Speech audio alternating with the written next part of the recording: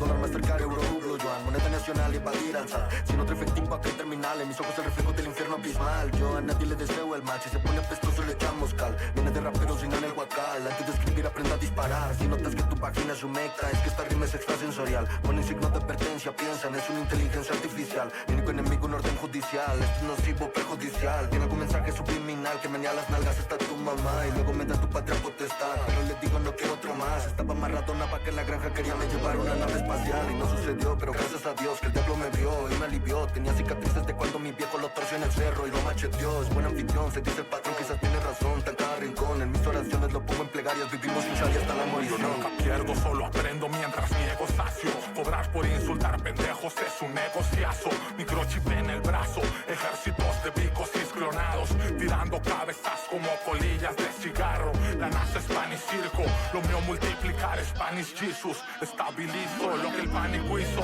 lejos de la red del horror del fuego está mi juicio. Spawn del hip hop, si hago una feria es pa' mis hijos. Hombres lagarto haciendo tratos en Badiraguato. Tranquilium con recetas falsas, nuevo Nosferatu.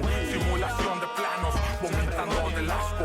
Hay esferas flotando, el próximo serás tú.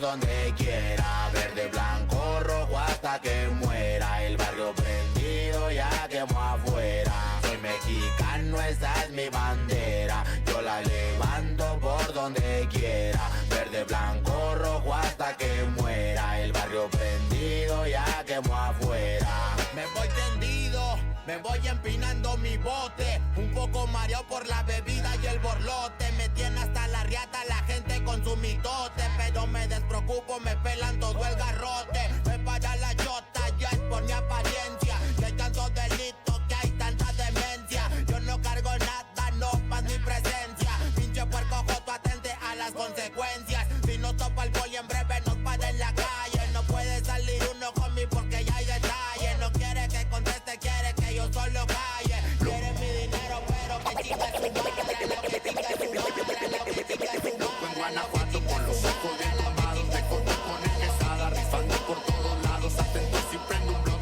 En cabina cuando grabo represento Nuevo León, junto a mi carnal el Davo. Cuando voy pa' Jalisco el pasado está olvidado, con el perro de la C bien grifo, pedo y enfiestado. Chécate mi banderón unido como había soñado, bien bajado ese balón, compa Lefty bien bajado. Puro hip hop mexa hasta que amanezca. Pásenme un mezcal y que no se apague la yesca. Ya saben que aquí andamos pilas pa' lo que se ofrezca. Si escribo estas rimas es pa' que se enorgullezca. Verde marihuana, blanca cocaína, roja la sangre que escurre de una nueva herida. Yo salí de la ruina, nunca se me olvida. Con disciplina y respeto sigo en siempre la movida. Ando bien high, la vida es un freestyle. Disfruta lo que hay, vivo entre el bien y el mal, carnal. Crazy life todo el día, vienda live. Pinto tu barda con spray, lo que canto es real. Azules y rojas las sirenas que me persiguen. No suben pa' la virgen, salen todos cuando chifle. Mi barrio no lo pisen, que andamos todos grises. Maldito policía, no quiero que me revises.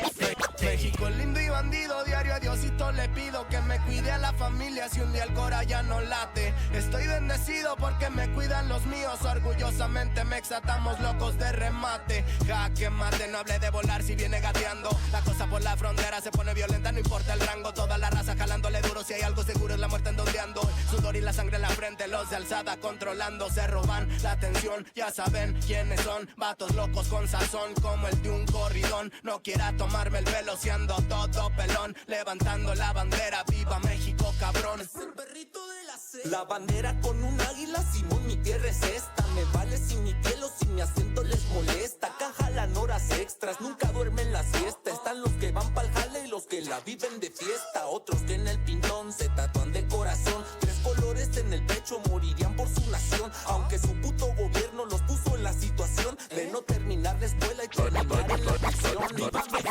Soy mexicano, esa es mi bandera. Yo la levanto por donde quiera. Verde, blanco, rojo hasta que muera. El barrio prendido ya quemó afuera. Soy mexicano, esa es mi bandera. Yo la levanto por donde quiera. Verde, blanco, rojo hasta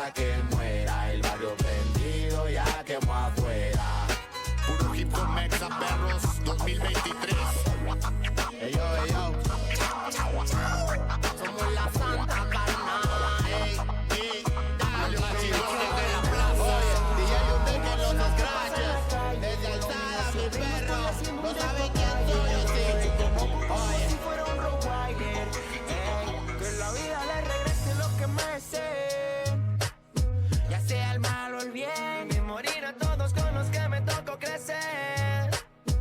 Y empecé otra vez, que la vida le regrese lo que merecen, ya sea el mal o el bien, y morir a todos con los que me tocó crecer. Y empecé otra vez. Yo ya estoy curado de males, desde morro bien terco. A mí el único mal que me da es el del puerco. La clica anda torcida, parece el signo de Nike. Aquí llenamos entradas, ellos solo puro strike. Represento Veracruz como ninguno lo hace. Mi clica no es futbolista, pero anda a toque y pase. Pregúntale al estilo si presté atención en clases. Dime quién como yo, fluyendo en estas bases. Si vieras dónde crecí, correrías de mi flota. Do, re, mi, fa, sol, así. Yo les llego como notas. Yo nunca de los nunca sería amigo de ni un chota. Y nunca de los nunca hablaría de mi flota. Aquí no me fío yo de nadie. Soy un sordo mudo de lo que pasa en la calle. Con lo mío siempre yo estoy haciendo un despapalle. Cuidado lo desconozco como si fuera un Rottweiler. Hey, que la vida le regrese lo que merecen, ya sea el mal o el bien, y morir a todos con los que me tocó crecer. Y empecé otra vez, que la vida le regrese lo que merecen, ya sea el mal o el bien, y morir a todos con los que me tocó crecer. Y empecé otra vez. Hablar mierda a las espaldas siempre ha sido de cobardes. Dicen que lo bueno tarda y la paciencia es la que aplaude. Ahora mi país demanda una limpieza de este fraude. Y donde manda el presidente no tiene voz el alcalde. A ver puta, déjame las cosas claras. Que lograste en tu carrera, que siempre en eso te amparas. Llevabas años de muerto antes de que te ficharan. Y una clica de pubertos te puso a que la chuparas. Porque si hablamos verdades, tu carrera casi expira. Todos saben que no toca si Alemán no está de gira. Festivales, dime cuáles, tú bien sabes que es mentira. Tú vives de las migajas que el puto Darwin les tira. No es mentira lo que tiras, yo sigo en el vecindario. Llevo poco haciendo music, aún no me pego en el radio. Él ya lleva aquí 2 siglos y quiso de extraordinario ser el gato de Alemán desde que fue millonario. Él es millonario, tú solo estás de metiche. Alemán vende los discos y el Muelas vende ceviche. Bájate ya de esa nube que yo te bajo si quiero. Porque un puesto de ceviches no te hace restaurantero. Se siente celebridad y por mejor hoy quien lo tacha. El viejo muere en su podcast donde vuelan cucarachas. Los costales en batallas exhibieron tu fatiga. Y lo más grave que enfrentaste hoy en tus sueños te castiga. Pero el pueblo nunca olvida, hoy te mato y hago patria. Ya te anestesió el dentista y hoy vas a sentir la raquia. Huevos no es pegarle al grave, deja de decir terapia. Huevos fue que él te enfrentara con 8 quimioterapias. Ahora te haces el correcto pa' que nadie te vea mal. Pegarle a un convaleciente está en otro plano astral. La rima de la cobija, denle un premio cultural. Si yo hubiera sido el niño, ahí te monto un funeral. Pinches insultos de tibio, yo sí te traigo candela. Tu sello tiene la fama, yo la calle y sus secuelas. En la calle y en el micro, ¿de qué verga te las juegas? Yo no ocupo golosinas para picar esta muela. Me mandas a tu chavote pa' decirme que me frene. Para colmo el más puto te pregunta en los BCN. No lo topan en la mecha, ni en el campa, ni en los trenes. Es borrega y pide paros, pinches C4 Jiménez. Puedo enterrarlos a todos, pero yo no piso chueco. El diva va a ser mi carnal hasta que yo llegue al hueco. Al yoga ya le escribí, hay que decir el muñeco. Y esto es pa' dejarles claro, no como donde defeco. Pudiste poner la firma y por fin dejar de esconderte. Pasarán otros 5 años y más puto va a volverse. Si el pedo siempre fue el pago y el dinero te hace fuerte, que te den lo que les cobro, pon a mi cuenta tu muerte. Voy a comprarte la caja y después de tirar el verso, voy a borrar Punchline City de la faz del universo. Puro trabajo y esfuerzo, ve la pluma y cómo pesa. Yo no ocupo hacerme un corte bien culero en la cabeza. Porque si hablamos de rap, no me aguantas ni una ronda. Pero como ven el corte, el chavo ruco está en la onda. Es como siguiendo modas, eres otro del rebaño. Peso pluma, tu fan más viejo del año. Y si yo me meto al estudio en 5 minutos te acabo. Pero pegarle a un anciano no es para recibir halagos. Ya no firmes la batalla, el micro yo te lo apago. Roberto Gómez Bolaño, siempre vas a ser mi chavo.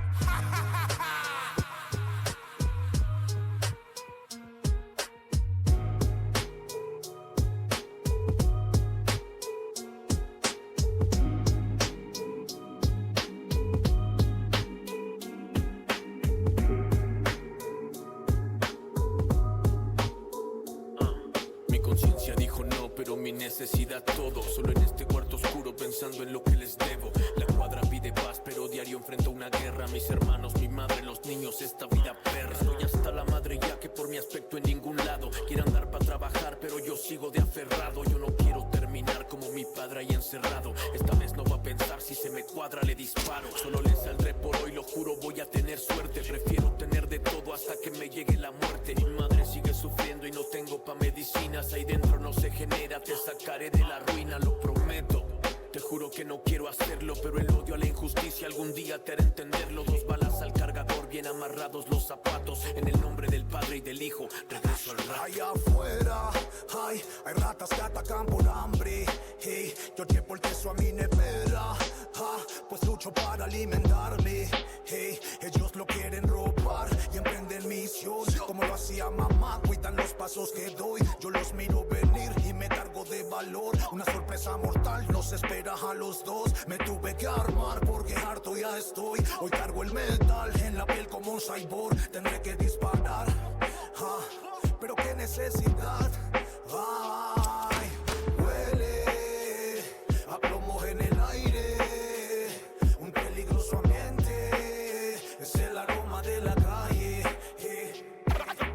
Capital ganga, motherfucker. Con mi access en el ritmo, perro. La puta pluma de la calle, calle, tipo one, loco. HP y el Es que el tiempo siempre avanza, no se detiene el reloj. En mi blog siempre hay terror, puro pila con lagón, puro niga que te pica porque no le das un coin, puro psycho locochón, mexicanos hasta el to. Y es que el tiempo siempre avanza, no se detiene el reloj. En mi blog siempre hay terror, puro pila con lagón, puro niga que te pica porque no le das un coin, puro psycho locochón, mexicanos hasta el tope. Yeah. Con la metralleta y los 808 son solo bajos y tambores como el drum and bass. La gran luce perfecta en los Versace shades. Yo solo un caballero oscuro como Christian Bale. Pagar la pay y lo que das en jail. Seguir con mi camino sin perder la fe. No te descuides de la tira, están buscando el fame. Más clavado estaba Cristo y se quitó los nails. La mano está en mi pistol dentro del canguro. Siempre con el tiro listo, nunca trae seguro. Aunque de los listos, pero con los duros. Cuidaré de mi familia hasta morir, lo juro. Aquí en las calles eres maniquí. Siempre jalado por las tiendas de la vanity. Viviendo así, ¿qué será de ti? Si usted traiciona a alguno mío, me traiciona a mí. Siempre avanza, no se detiene el reloj. En mi blog siempre hay terror, puro pila con lagón, puro niga que te pica porque no le das un coin, puro psycho locochón, mexicanos hasta el to. Y es que el tiempo siempre avanza, no se detiene el reloj. En mi blog siempre hay terror, puro pila con lagón, puro niga que te pica porque no le das un coin, puro psycho locochón, mexicanos hasta el tope.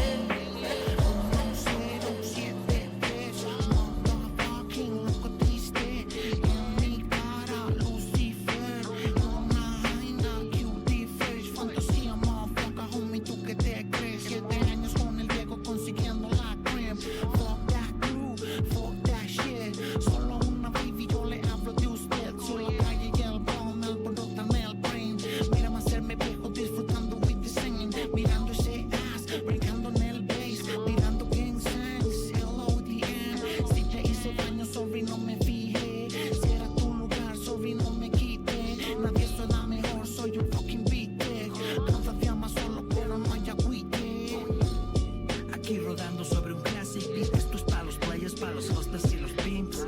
De vuelta al clásico.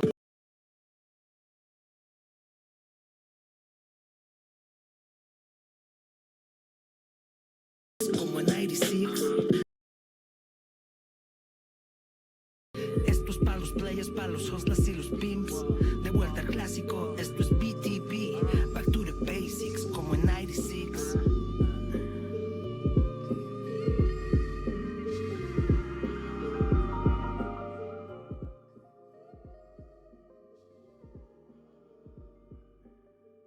And with that, I want to welcome you all into today's presentation, or like not presentation, of today's broadcast of the LRS playoffs. We have golden lines facing of 9 ZG. It will be absolute cinema. Yesterday we already had a banger best of 5 series, and I would assume today we will get No, I mean, I cannot tell you if we get best of 5 or not. Like, you know, I mean, we get best of 5. I mean, I cannot guarantee, you know, if that we get 5 games or anything, but I can definitely guarantee that we will get a banger series.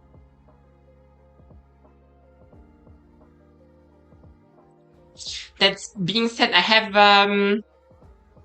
said it today is not my day, so there's no like I not, you know, they're just not excuses. I have just not prepared the little slide here. I'm sorry. I also have to do something here. Let's go here. Okay, I'm like every moment I'm ready. I'm sorry. Sometimes I know it's ads. Oh no, what have I done? Grrr. Okay. Now I should be ready. Yeah. I should be ready. Hello! Boom. Okay, perfect. Yeah, you can see here the playoff bracket. We have Golden Lions and 9G in the upper bracket final. So whoever wins this game today or the series today will be immediately not just going into the LRS playoffs final, but also go into the we can go back for like 2 seconds. You know, will not just go into the final, but also will qualify immediately to the 2027 CBLOL provocation tournament, where Los Grandes, the best team currently probably of the CBLOL, is already waiting with Astral Esports, presumably also the strongest team of CD. So with today finishing, we will have at least 2 LATAM orgs already ready to face off Los Grandes. So I would say, you know, we're putting our how do you say, the players in the ring, you know, we have chosen our champions already to a certain degree, you know, we will face those Grandes. Besides that, whoever loses goes against Maze Gaming into the lower bracket final next week. So that being said, this is obviously not everything. We have here the rosters. This roster of 9G, they play with this like science forever basically. They have changed their jungler. Mid-split Varsor is a really young player. It has, I think, I'm not sure who he plays, honestly. I know his name, but I always confuse him with the jungler of Maze Gaming. Not Maze Gaming, of Dr. Esport. That being said, you know, you see Nate, Alone, Fix, they're like giga granddads of LATAM. If you ever ask yourselves, where are the LLA champions? Where are the old heads? Where are all the guys that won LLA? Are they gone? Like, yeah, we know Yose de Yodo, you know, Snaker, okay, those we know, but like, where's the rest, you know? Okay, Ollie we know too, you know, but where's the rest? Where's all the LATAM talent? Here it is. You can see Nate, Alone, Fix, they don't just look old, they are old. And they are former, like, you know, they have played in many Worlds and MSI tournaments, like from like 2017 to 2021, I think is the latest. Maybe even 2022, I'm not entirely sure. They're big veterans, and usually you say, okay, they're old, you know, what can they do?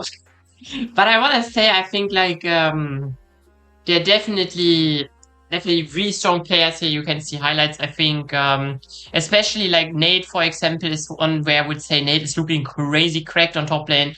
I think also Alone just like doing a really handy job here. It's basically every game fine. And I think Fix, honestly, he's not the flashiest carry again, but I think, you know, if you have a top laner like Nate, it is only natural that your bot laner sometimes will be less flashy, because Fix often and not has to cover the weak side. I think the meta for him right now is really good. You can see here playing Ziggs against Malvinas. And I think, like, you know, is perfectly fitted to do this more weak side lane. I think like he's like a really fantastic player. Not to take away from Uxe and Varsor. I think when Varsor came into this team, he was like a bit, I don't know. Is he like that good? Can he do it? But it turned out he can, and he's like doing a fantastic job right now. I think one of the best junglers in the LRS. Maybe even the best, but depends a bit, you know, obviously. We will speak about the opposition too. I think like Vassar and Uxie, you know, Uxie is like not that young anymore. but also I would still consider relatively young. Here we have the roster of Golden Lions. They are full Peruvian team. Everyone beside Gangs had played for G3V team in the LRN in the spring split and managed there to get second place.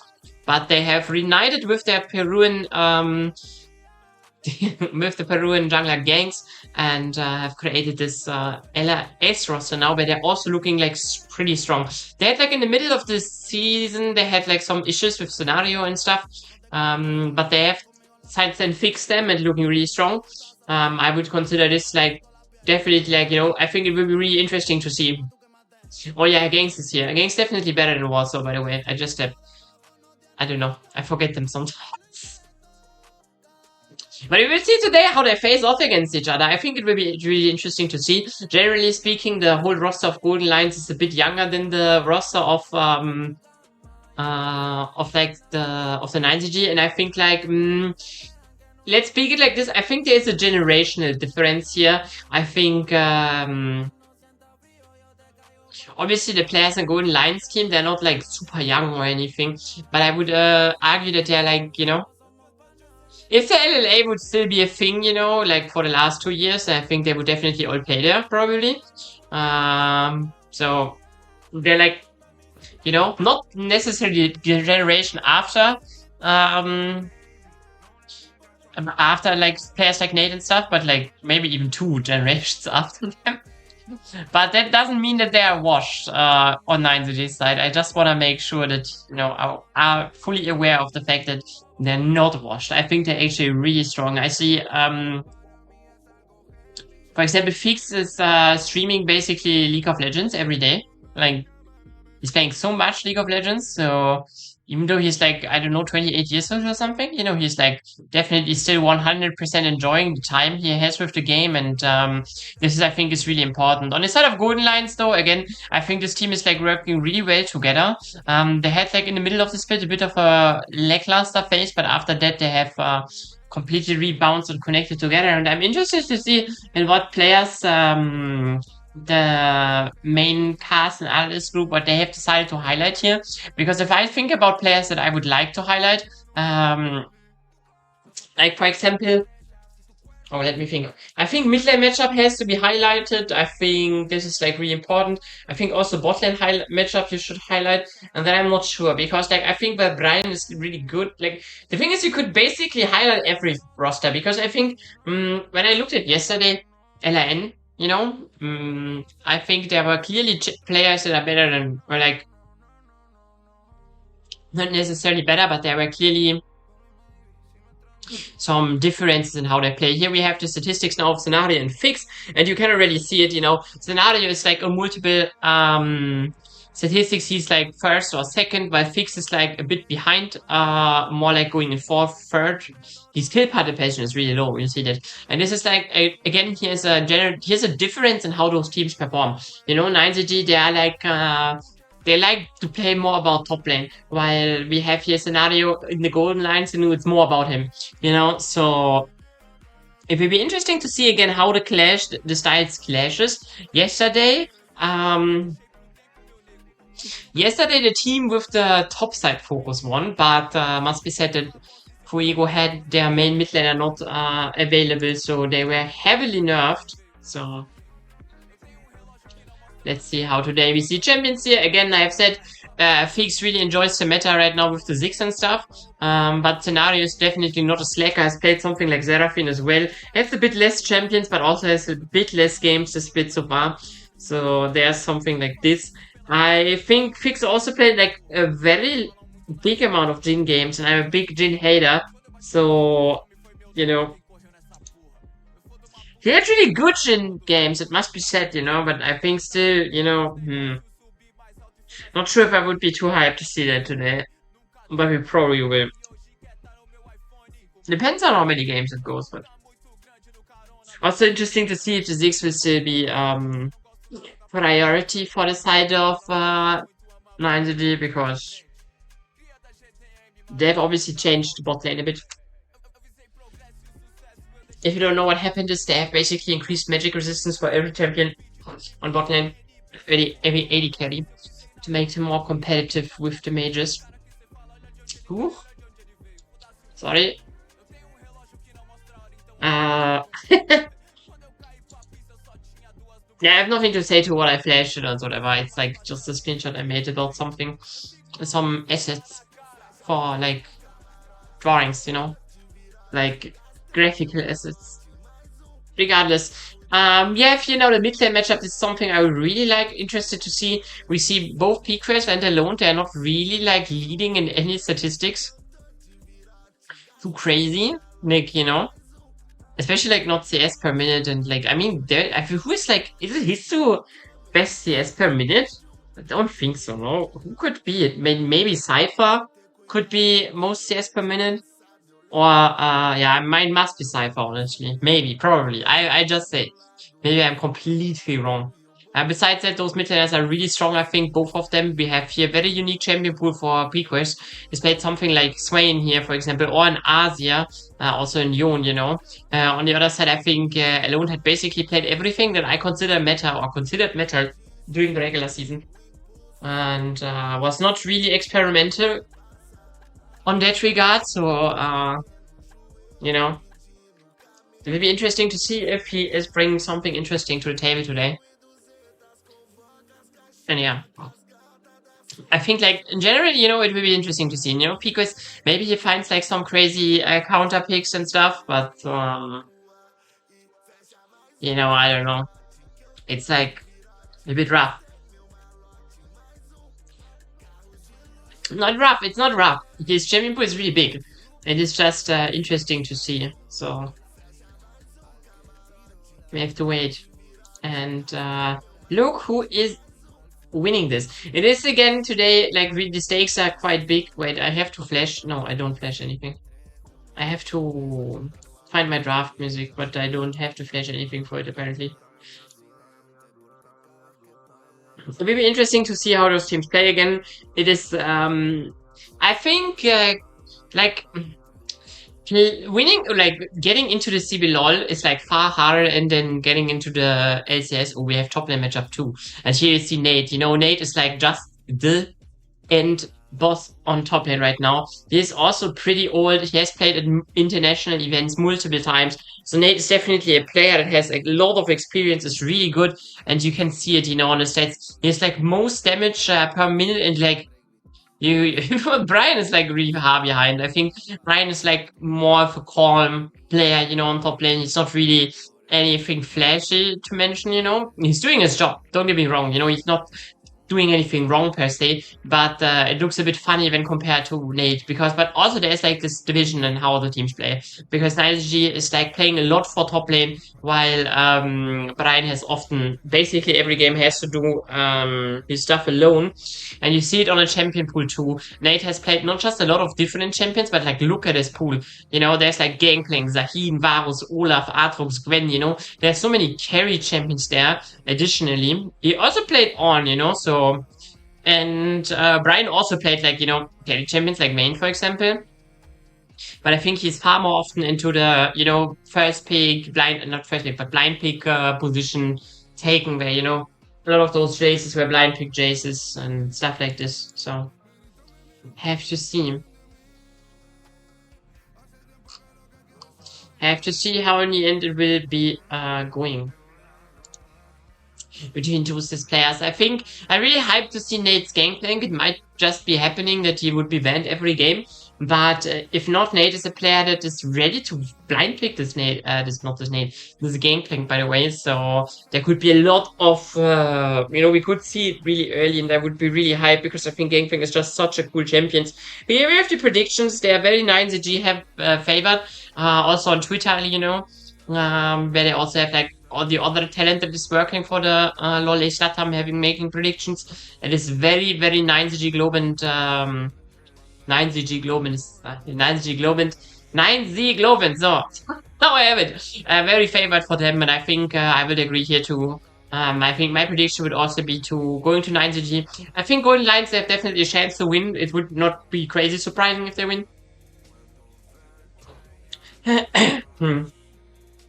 But would be like, you know, I would be like, okay, let's say this. I wouldn't be surprised if it's a 3-0 for 9ZG. I wouldn't be surprised if it's like 5 games, you know, and then whoever wins. I would be surprised though if Golden Lion storms today. That would be really surprising.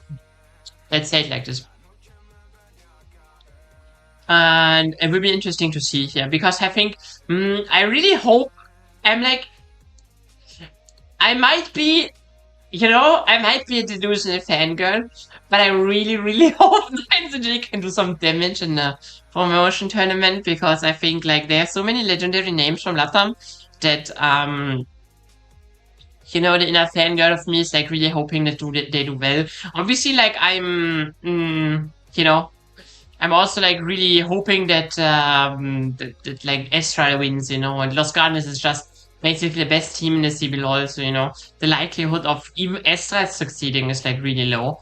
And I think Estra would be, like, definitely top 4 team in CBLOL right now if they could play in CBLOL already, but, like, you know, it's not how it works anymore. You're not facing off the weakest team. You're just facing off the best team today. And we will have to see how this will going. Despite that, we're going into the first pick and ban phase here.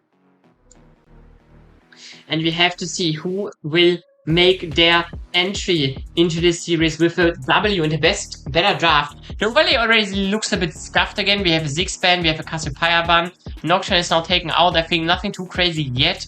Ziggs ban here is definitely, you know, adamantly to fix his ability to play the weak side, and Ziggs especially was a champion that I have mentioned that he looked really good on. Has been taken out now. The overlays, obviously you can see it, it's a bit flickering, you know, it's like not working yet perfectly, so we might see Jarvan now taken out. It seems to be working somewhat. Jarvan is a really interesting ban here. It's a champion that I know Rasa plays it a lot, but like it's not a champion that we usually see banned in game 1, so interesting to see that. Holy shit, everything is shaking. Let's see what is taken out next. Again, there are still a lot of champions open that could be taken out here. They have shifted the ban thingy, but we don't see the next ban, so we have to wait. Oh, this is a bit weird here with our overlay. That is every week not working. I don't understand it. Can't they fix it? Don't get me wrong, you know? All love to the Lola's Latam, but why is the overlay every time not working? Okay, it seems to be having fixed itself, but we don't. But the timer shouldn't be that long anymore. Oh, I have not. Okay, Jay's first pick. I mean, Jay's first pick is. It would be crazy, no? I don't think that would be great by 9ZG. Because Jace has like a lot of counter picks and they're basically all still available. It might be though because like Brian's like liking to play Jace too. Maybe it is a banned Jace and it's like just looking wrong on the other side and Ezreal is not spawning in. Would make sense, honestly. No, I think it is going like this. I mean, I hate that the overlay is bugging because I'm so insecure now to call out, like, because like in my head it would make totally sense that like both Ezreal and Jace would be banned, you know? Wouldn't be too surprising. Besides that, the Naafiri is now definitely secured. I think if Ezreal and Naafiri are picked, then it would make sense. I think the Jace, on the other hand, I think is a bit suspicious, honestly, I wanna say. Not the biggest fan of this champion. Oh my god, 9ZG is drafting a completely anti-Lizard draft. They're drafting for me to lose my mind. Having secured now a Jhin Karma for them as well. I mean, the lane is not bad, you know, they can lane really well. But I'm really not liking this draft because I think, how do I say this? I think like the champions they have picked it are like Jace is so volatile, you know. Golden Lions, they don't decide to pick a top laner though.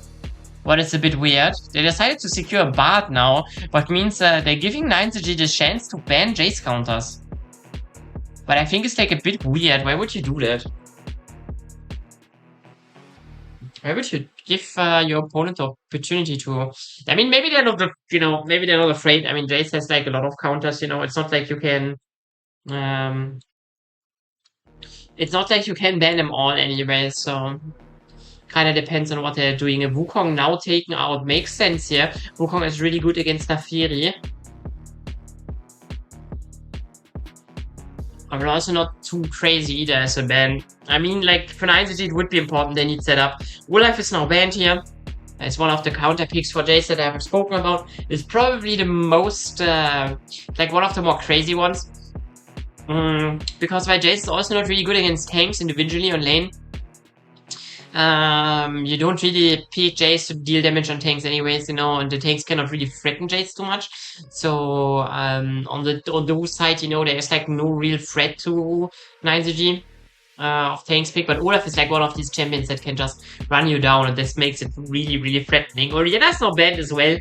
Another champion that would give a bit more CC, a bit more setup into the hands of 9ZG has been taken out as well. Now K'Sante banned. K'Sante is, like, funnily enough, I think the tank with the most kill pressure on a champion like Jace, because you know, K'Sante can be played very offensively, and after like one item, you know, Jace kind of suffers against it. But there's still other tools available, you know, something like Yorick, for example, could be really strong. Or Cyan, you know. Not everything is lost yet. Cyan is also the pick that Golden Lions decides to pick now. Makes 100% sense, I think, with the team comp as well. Gives them, you know, it is not as dangerous to nade Jace, but definitely it will be really good into the game. And also it's like strong because with ultimate and stuff, you can really quickly rotate from side lane to fights. And generally, I just think a very good weak side champion here for Brian. On the other side, we see Yona now. Probably. Must be. Wait, and Guardio? So this... Wait, is it Jace jungle? I'm sorry, the overlay is like confusing me. What is this? Why is here no ban, bro? I don't know. It might just be... It might just be Jace jungle. That would be completely insane, honestly.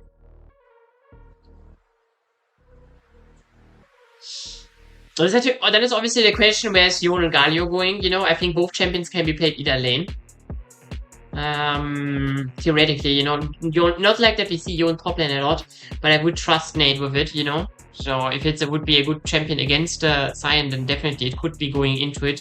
I think Galio should also be really good against Silas, you know, so maybe it is actually Yon top lane. We are not sure yet. We have to see how it will go. If the overlay is like showing us who is swapping, or like, you know, or if we have to wait for that until we are going in-game. It's a bit rough to see right now. The overlay is like not working correctly, but it is what it is. Besides that, I think like drafts is a bit... I think Golden Lions champions I just like more. You know, I really am big Jace hater. But Jace, like, it's not the worst game for Jace here. Besides having like not the best lane, but if he's jungle, maybe just be fine, honestly. Because then he doesn't have to play against the Cyan. That might is actually better, but I still like don't really like Jhin. Even though Fix had so far only good Jhin games. You know, every Jhin game Fix played, he looked like a real champion.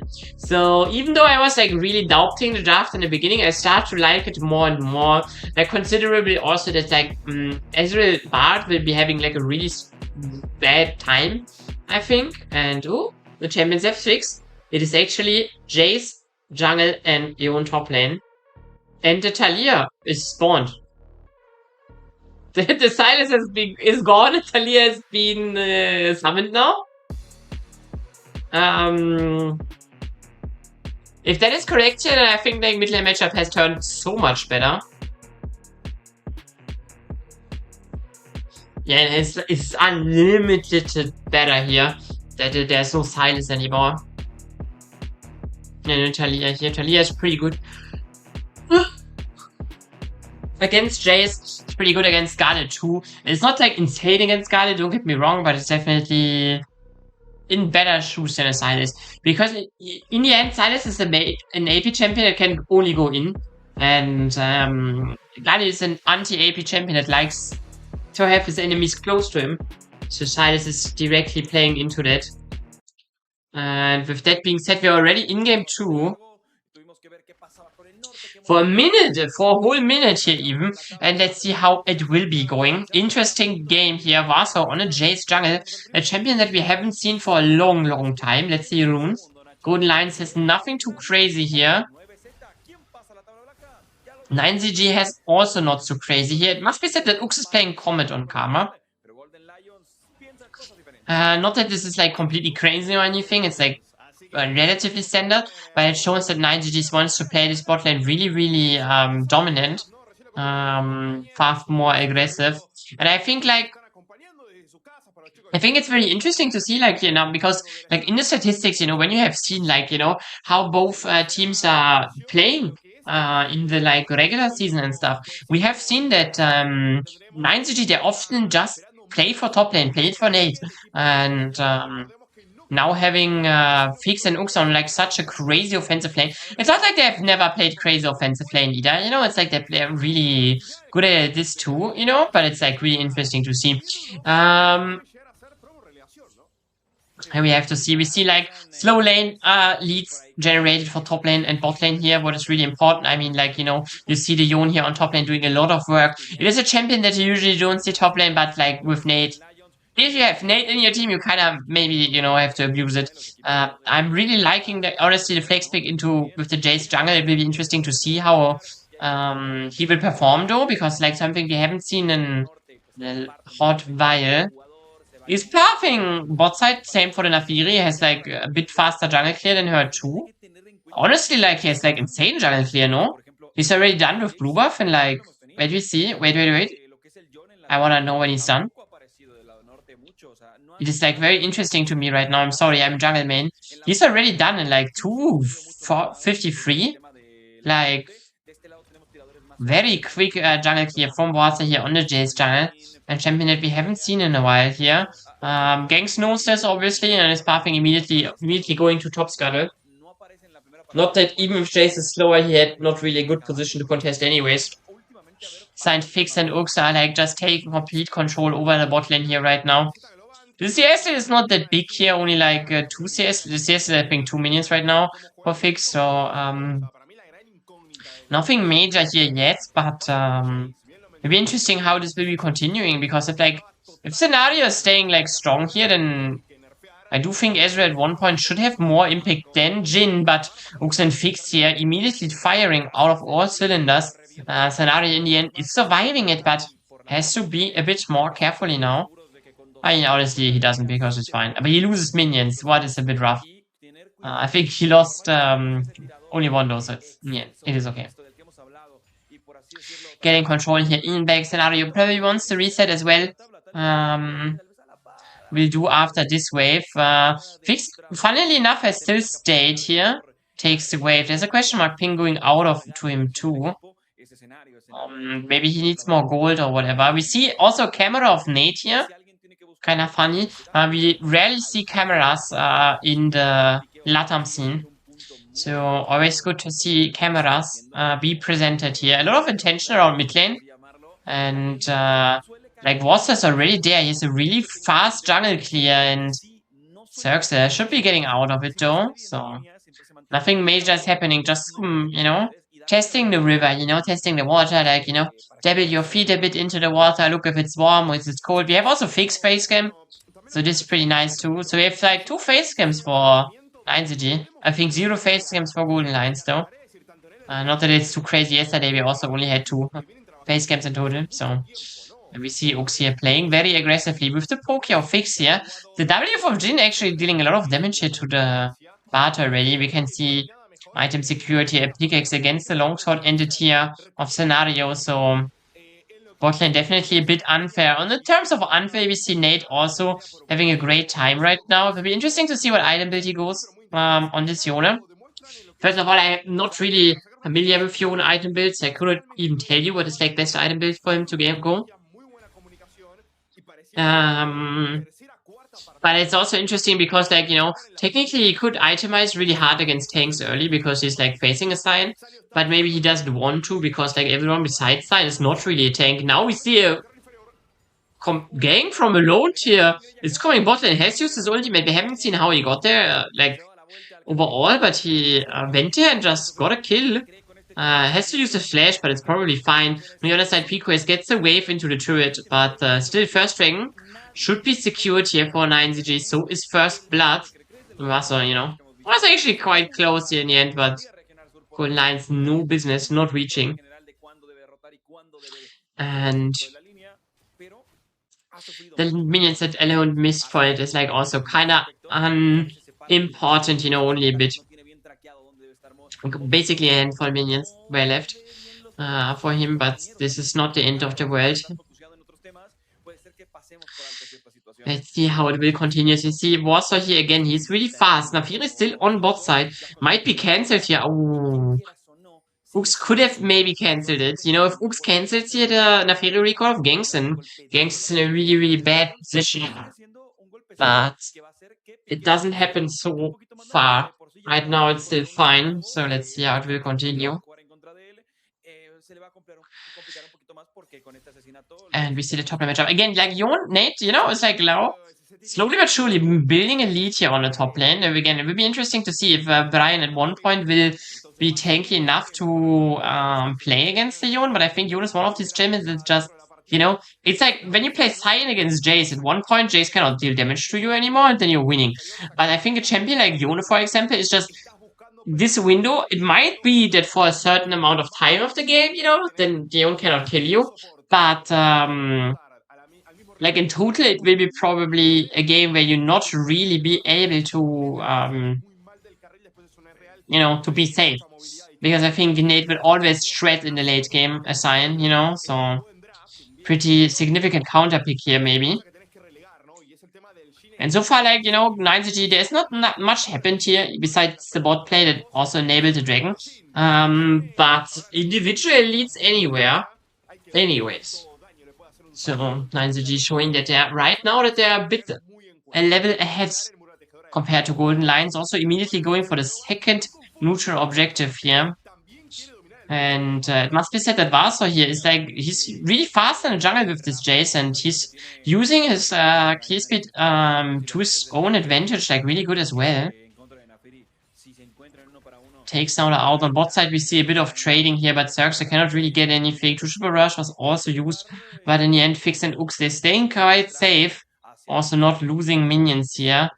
There might be a dive though on its way. Alone is not in position yet to ult here, theoretically. But Golden Lions, they rather want to just look for an invade here. This is always an, you know, risk when you take an objective. You know, enemy jungle is just taking one camp or like camps of your own. But with them only getting blue buff, it's like, you know, Vasa is still fine. You know, he doesn't really care about it. It's kind of chill for him here.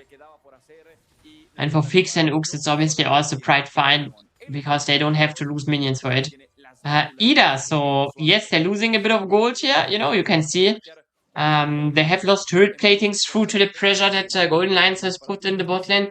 But besides that, really nothing has happened for them. Staying still in a okay position. Goldkid also stays overall the same here, and Fix, you can see now with another plating secured for himself.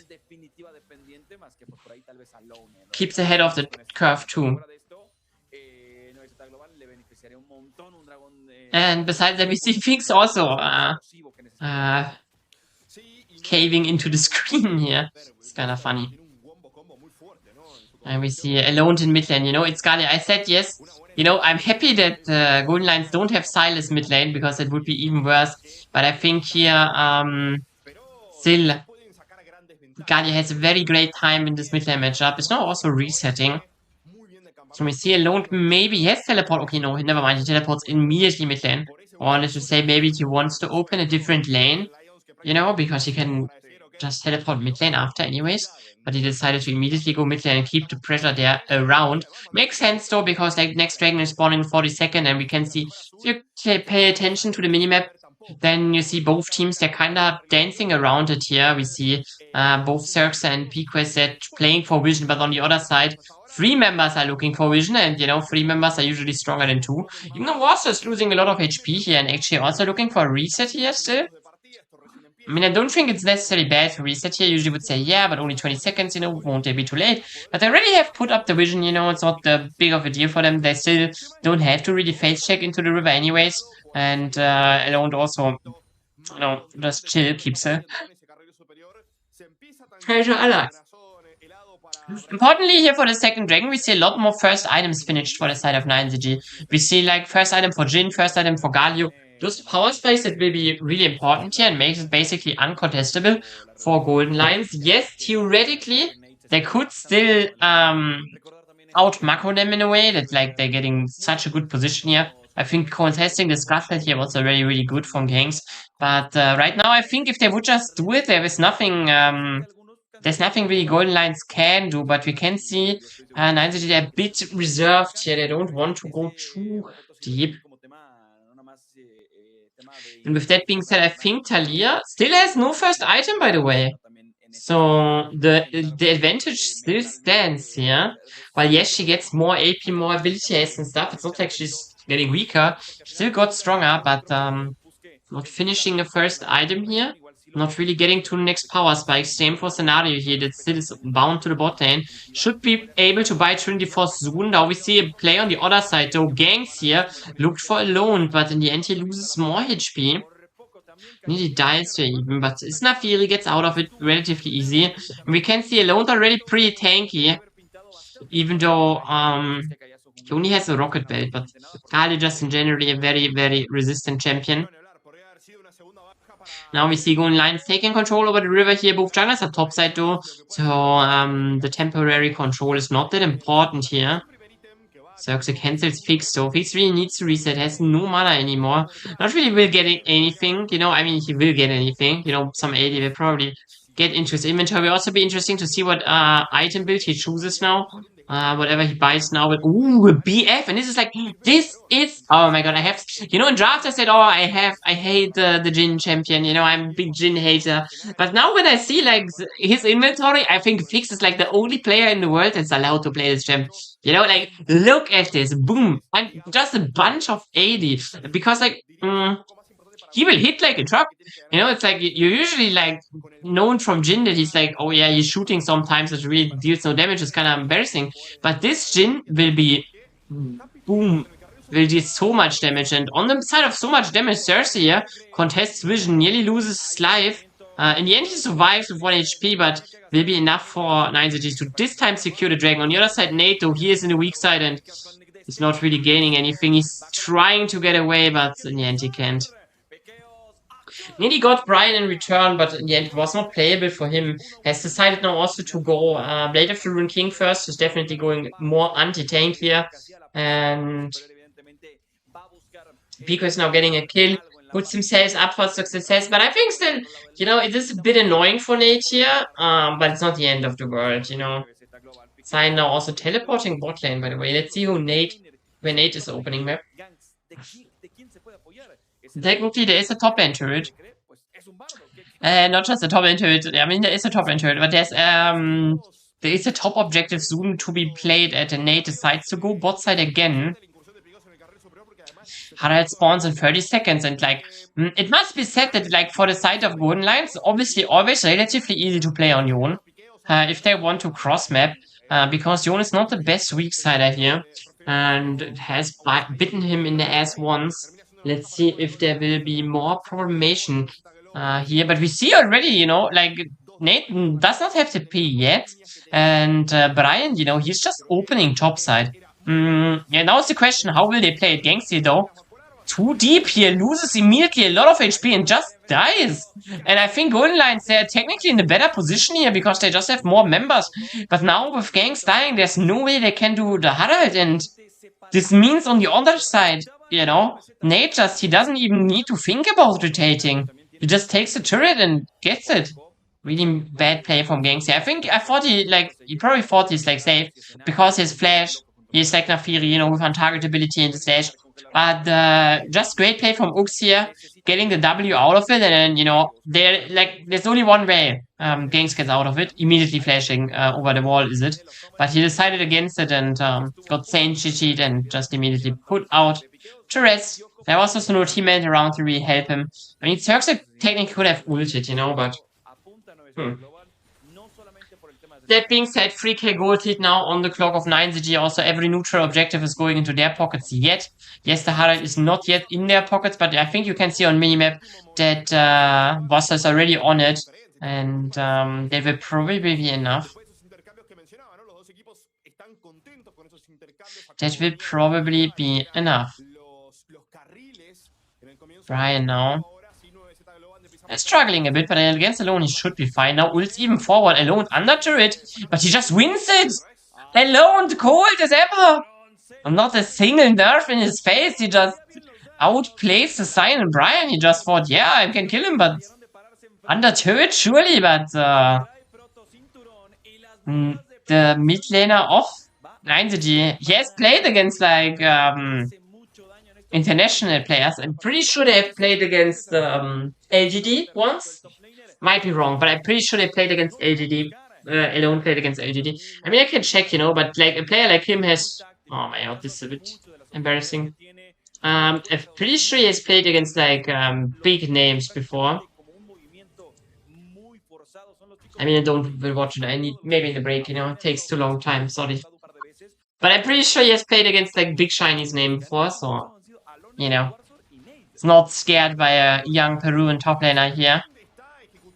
He has faced worse in his career and has survived. That being said, Golden Lion's obviously not yet out of this game, but I still think, you know, it's like it's starting to look a bit rough. But it's not the end of the world yet, you know. Again, you know, someone like Nate is still attackable, though it must be said, like, YS KDA looks like a bit rough, you know. Nate is like really strong right now, like honestly really strong. So it will be hard for anyone inside lane. It's not like anyone can 1v1 him, you know. It's just if he is weak sided, he is you know, he's not a good weak sider. But with like Flash being soon up, I think he could even outplay it, you know, sooner than later. But for now, the game stays a bit more quiet here. Next dragon will spawn though, so I think there will be aggression around that one. We see a second item spike for Alone as well. We have honestly interesting build here from the Galio, because we have seen, I've seen on Twitter like a lot of analysts like criticizing even high level Korean mid laners, building like you know, just auto buying Abyssal Mask every game, even when there is like, you know, no magic damage in their team and no magic resist, like, you know, they don't really need magic resistance of any enemy because of any enemy. And Alone here, actually, you know, he sees it, realizes it, and goes for a really, really interesting build here. Or not just interesting, but like a really good build. Because he's still relatively tanky, you know, he's not as tanky as he could be, obviously, but his damage will be insane, you know. Now we see here, the first mandate proc is done, but Gangs can avoid it for now, but Pequist, he cannot avoid the damage for now. 1 HP only on the clock, and yes, even if 9ZG cannot find any kills anymore, the position around the dragon is already basically unlosable. Brian now will be probably dying, tries to ult away, will not get away. Nate loses a lot of HP for it, but in the end it doesn't really matter anymore. And Picos comes out of base with ultimate here, and Alone and Ux are like really rough position right now. Alone though helping his support here, and again he's tanky enough. Dragon also already secured, and in the end Scenario will fall for this as well. And like it just looks 9ZG is like 2-3 levels above Golden Lions here, it must be said. I think it's really interesting to see. I think like those teams were definitely like the favorites of the league, and seeing 9ZG here playing with so much confidence, so much class, honestly, it is really nice to see here. I also like how they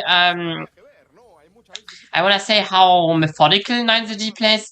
They don't really go for any fights or anything that like are greedy or potentially losing or anything. I think something that a lot of LATAM teams struggle with, you know, a lot of LATAM teams that team fight and fight and fight and fight and fight and fight for a lot of reasons that I would say, okay, maybe we don't need to fight here actually that much. And therefore a lot of LATAM games are also like a really big back and forth. Holy shit, monster damage is crazy. But I think like 9ZG right now, they're not giving Golden Lions any chances here, honestly. They're just playing on, you know, they're just playing for the objectives, you know, they're playing whenever they are strong. They're playing a lot of they're playing a lot of around like, you know, map priority and stuff. So I wanna really say they're playing like a color, you know how a picture book. In Germany you say like they're playing out of a book with pictures, you know. Picture perfect gaming here. Fix ults now. Xerxes needs to flash here, gets not away with it though. And this is like exactly what I mean. They just play perfect League of Legends here right now. Yes, there was this one moment where Nate didn't respect weak side and died, but besides that, there's nothing going wrong here. 9ZG plays it perfectly. You can also see they're playing 3 lanes right now. So they're getting like a lot of pressure everywhere. That's also the reason why Golden Lions cannot really answer this yet anyway. And they're really, really pushing out here. Getting the mid turret, getting a kill like on the support too, and like holy moly. I'm hyped. Is 9GG actually getting CBLOL? Los Grandes, can I put the fries in the bag? Are I cooked or what? Obviously, like, you know, this is like only upper bracket finals, so whoever wins it is not out yet, and just as I said that I was actually looking for too much, yeah? Maybe I jinxed it a bit, but thought he has a bit more backup. In the end, he hadn't, and Gangs gets a shutdown here. It's important shutdown here as well for the side of Golden Knights, but they're still 7k gold behind, so they need a lot more than Warsarding one mistake. And now we see Brian finds an engage here. Fix also loses immediately a lot of HP. Still alive though. Trades 1-for-1 right now, but this is probably not what you want to see right now. On the side of 9ZG, they're trying to trade back and forth. Exactly what I don't want to see here. In the end, they're getting more out of it, or like, you know, more lives out of it. Or did they? No, right? Overlay is a bit late. There must be.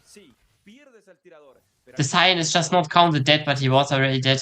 So, but you see, like, Golded, you know, Golded also going still up for 9ZG. I still think, you know, it is unnecessary risky. You know, that fixed dice is not really important, but immediately they're making up for it by just catching Gangs off guard, killing him, taking him out, and taking his whole jungle as well. So while Gangs, yes, he got a shutdown, but he has no jungle anymore. So he will still fall further behind here on the Nafiri. Champion that is really hard to play from behind. And overall 9ZG, the Latam, the LLA Boomers here, having a great one so far. Taking a lot of position. It's fine though. I mean, for Golden Lions, you know, it's also like, right now it's not just, let's say, you know, this game is pretty doomed here. Xerxes tries to find vision, but only finds his grave. What I wanted to say is, like, for a team like Golden Lions right now, it's not just important, like, this game is pretty doomed, and every player on their roster knows this, and it's like, how do I say this? There's no shame in losing, you know? Sometimes you just lose, you know? It can happen. It's okay. But what is really important here for them is, like, that right now they just retain their mental, you know, that they're not taking this as like too deep here. And we see Golden Lions are still finding very great attempts here of punishing potential mistakes here from the side of 9ZG. Now I want to see the damage of Jin ultimate. Scenario, one more hit, he would have been died. In the end, doesn't matter. It will be soul for the side of 9ZG. Pretty much confirmed there's not much they can do against it. Golden Lions Gangs also now jumping away, so this is probably pretty much secure. They're looking at NATO, but they cannot really overcommit for him because they know at one point they will be finishing the dragon, and then if they... Oh, man, they maybe have overcommitted though. Maybe not all of them dying, but P-Quest will definitely do. Gangs still gets away with it. Same as Brian and Xerxes. But the game position is like so unplayable now.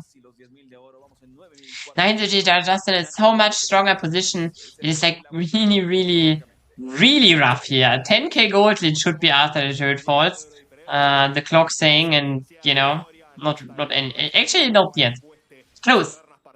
And in the 25-minute mark, this gold hit means it is really, really unplayable. We also see, like, if you look at the items that are finished now, we see 3 item Jin, we see, oh my god, Nate here looks for scenario, but very ambitious here. Doesn't get the kill in the end, but only loses his ultimate. Gets a teleport here on the other side though, so... Golden Lions, they're showing up strong here around in Nash.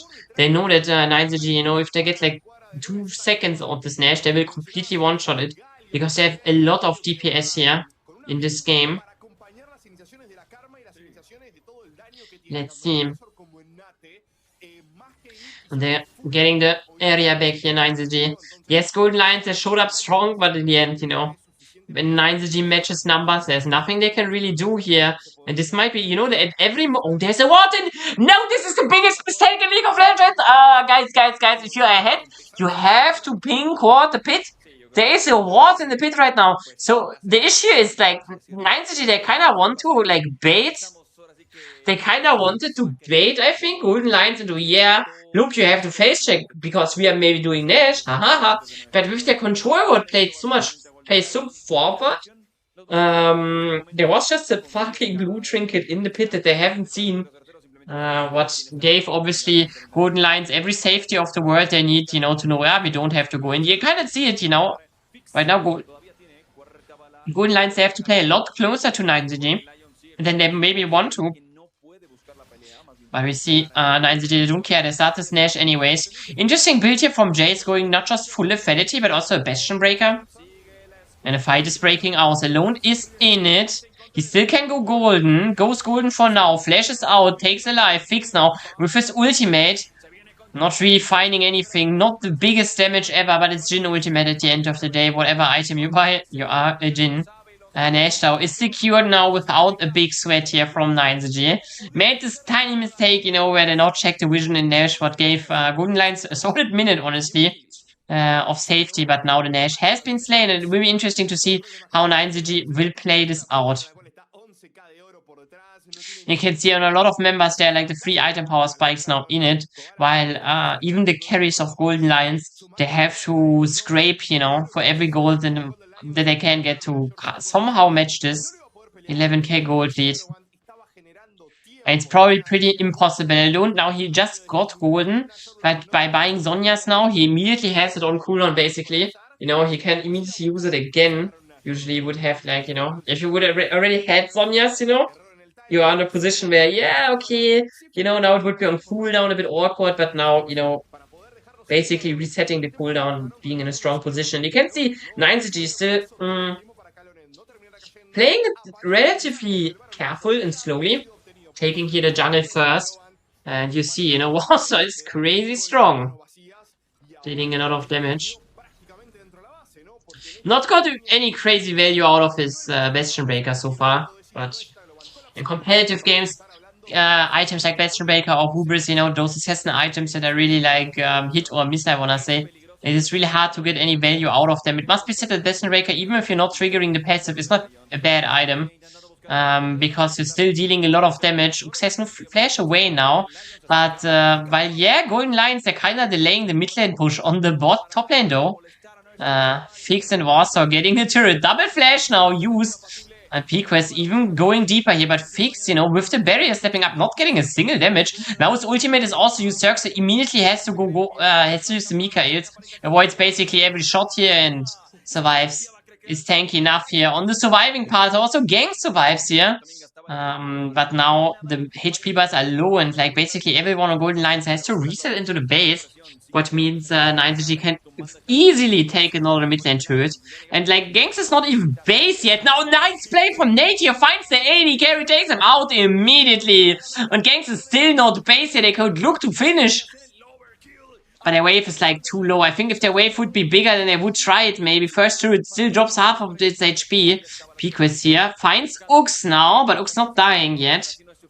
I still think probably 9ZG, they're now taking their way slowly. Will probably be resetting into the base. And let's see.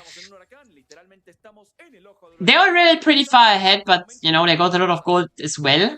So we might see another crazy item power spike. What we don't see will be another Nash play, because Nash is now gone. On the side of Nash being gone, the dragon will be spawning in 20 seconds, and this would be a very, very early Elder Dragon.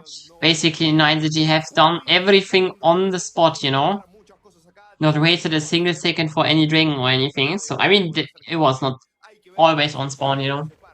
But, Elder Dragon he joins us today in this series here in game 1, spawning, and 9ZG already controlling the area really hard. There's not much 9ZG can be, you know, what is in the way of 9ZG here. Golden Lions, they can't really do anything here. Brian here loses a lot of damage, but so far not too much. Now his ultimate is immediately used. Misses though, and he's a lot low, but also needs to be careful. But the damage is just not enough. They just get completely wallet diffed. And Nate cannot completely cleanse the backline here because Bard ultimate is like putting him into a stasis. And the end it will though be the Elder Dragon here for 9ZG, and even though they could not ace Golden Lions, it's not like Golden Lions put up a fight or anything.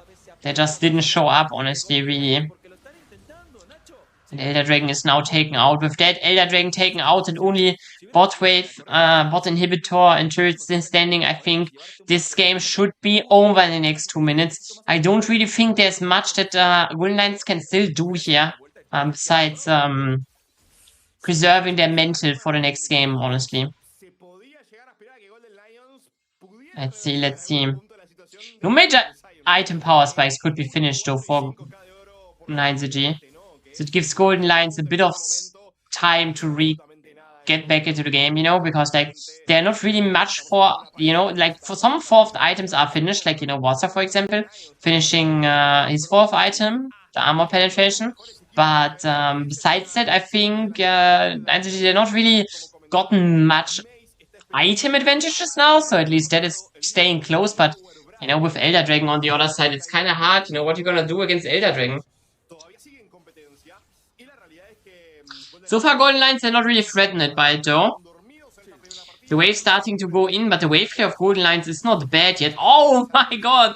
Oh my god, Alone just finds 1 Q with a Jin combo on it. It might be enough. No, they're in their fountain. Nay, dives the fountain, dies here, but the turrets in the meantime just get slain here. And even though 9ZG cannot really find the teamfight win here, they don't need to. They just throws it into the fountain while his team finishes this game. GGVP, first victory for 9ZG. And they're putting a strong one, a very calculated game here, I wanna say. You know, don't give many openings to the opposition. And the question will now be, can Golden Lions even bounce? Like, can they even bounce hard enough back? Because like 9ZG, they look unbeatable this game, it must be said.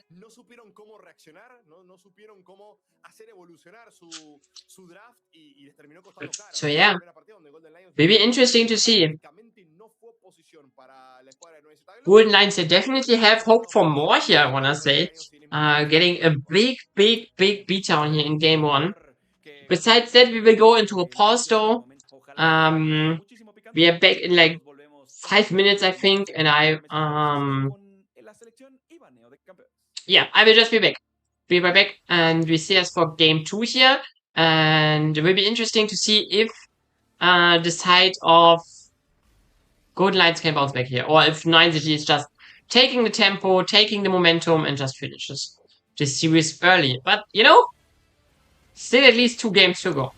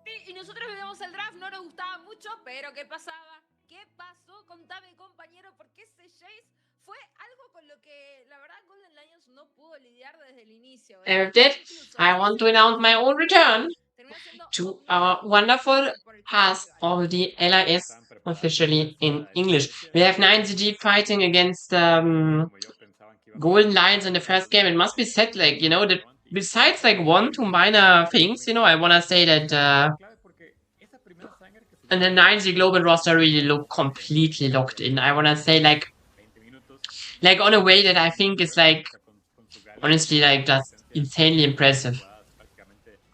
Like it's really insanely impressive how they did it. And I want to say like to a certain degree, you know, here this is like one situation where I think it was like, you know, a bit, you know, where I was like speaking highly and then they're a bit, I don't know, going back and forth here. In the end, they win all of those situations too. But I think it's a bit unfortunate that fixed dice here, you know, are kind of unnecessary. But I think like, it sounds a bit cringe, you know, but since 9ZG has made it to Major in CSGO, CS2, sorry, I'm old. I'm not old, you know, I could have Source, you know, I said Source or some shit. You know, in CS, then, you know, I think like, there's in my heart, there's some spark ignited, you know. I was like, oh, wait, Latab can do that? Wait, what else can we do? And I think like I really want to believe in those old boomers here for the 9ZG roster. I really like those players. I think obviously I like Golden Lions too. It's no hate to them. You know, I would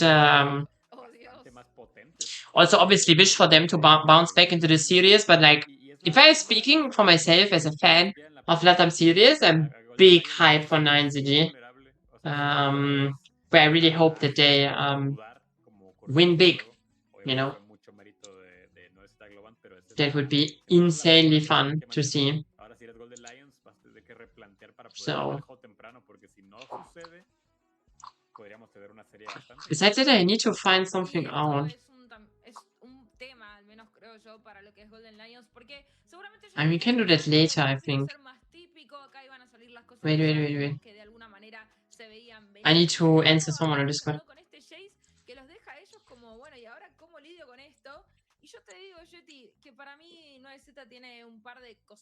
Okay, I'm here now.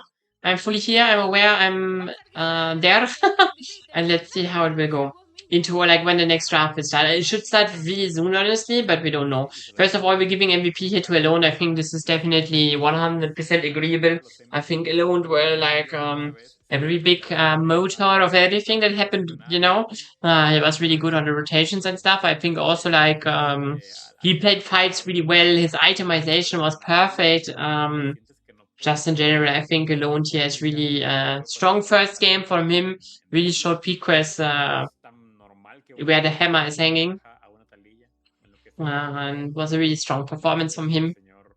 Nice to see him.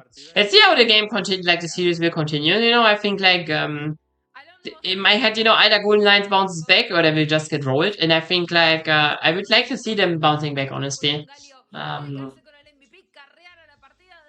And with that, we are also going into the next pick and ban phase.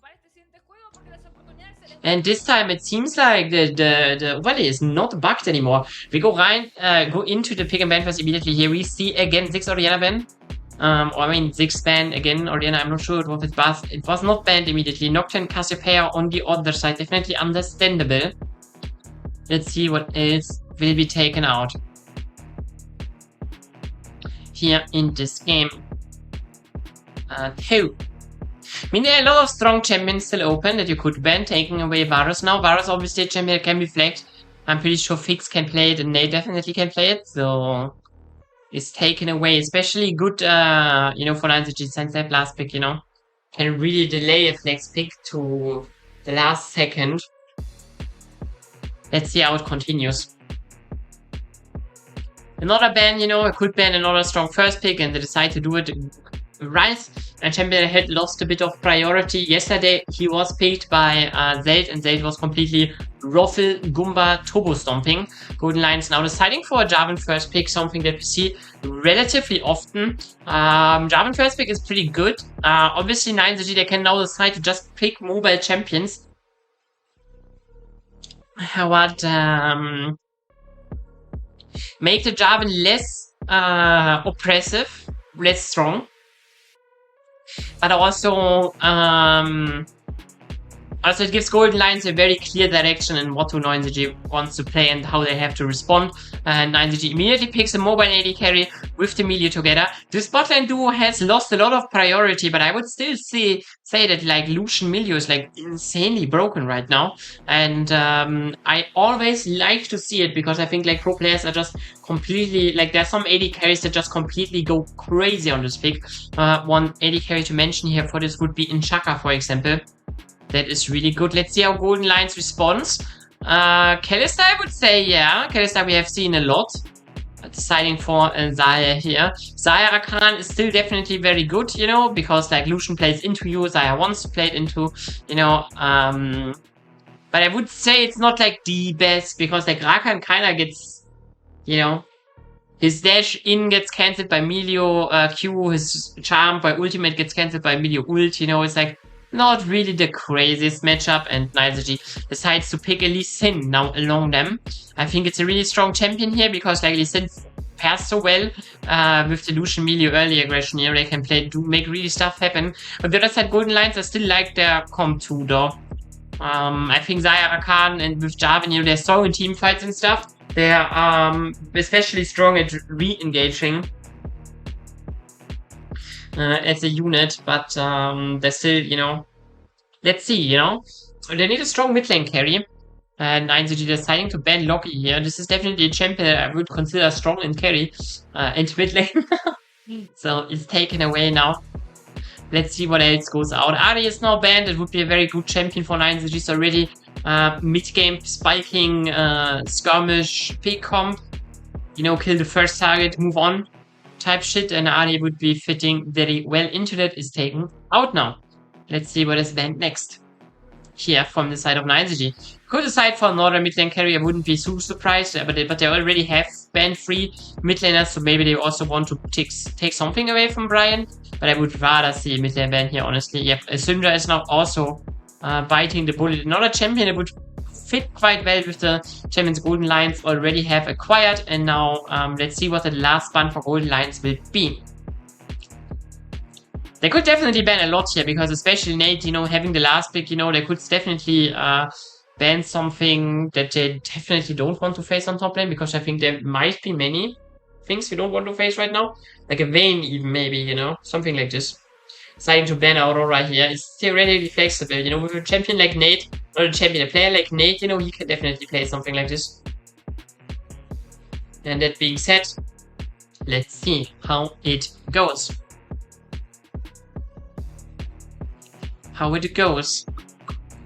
We have to wait a bit more. Akali is now picked.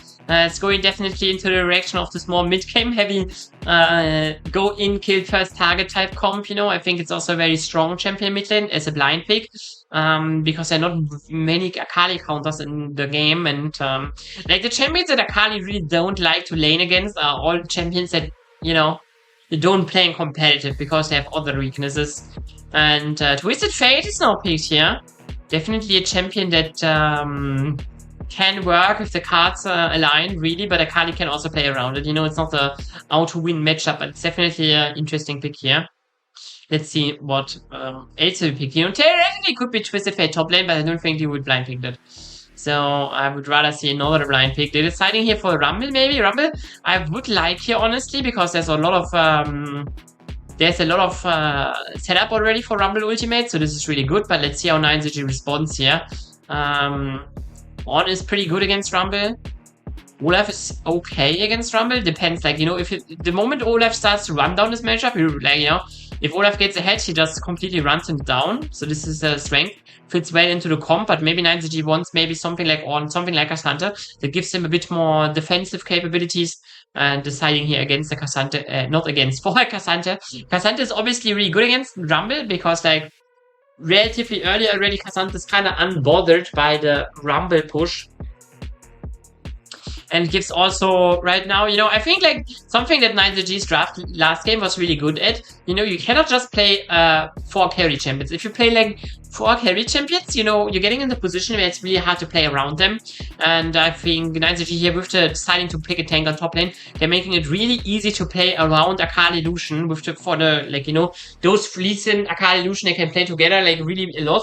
While Nate can play weak side, and he's like really strong on weak side too, you know. Last game on Yon he died once, this time I don't think he will.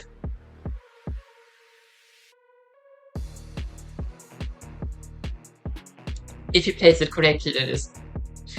On the other side, the team fight of Golden Lions is not to be underestimated. Especially with like the 9ZG's comp that says like, yeah, we want to go in, we want to blow the first target. It's a bit like, it will be interesting.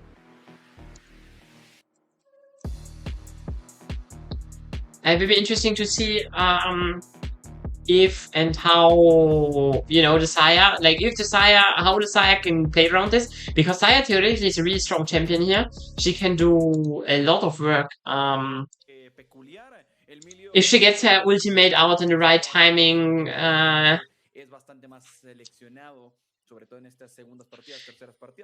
you know, can be like really strong here, because she can avoid a lot of damage and then like, you know, play back when they're already in. But could also be hard, you know, if like, if 9ZG is just being ahead, I think Xayah might not have enough damage here. But like, you have Rumble, you have Jarvan, you know, like all of these champions, they deal damage a lot, but they're also not like completely Goomba crazy damage. You know, they're not Goomba Ruffle stomping anyone. So let's see how the game will go. And this game, you know, it will be interesting. I think lanes are definitely less advantage, like less crazy advantageful for 9ZG in the early game. Last game, obviously, we have seen a lot of early game priority here for the side of 9ZG in the lanes already. This time, so the immediate goal, it's all going to Golden Lions. We see also ganks here with a very interesting jungle pathing, decided to just invade,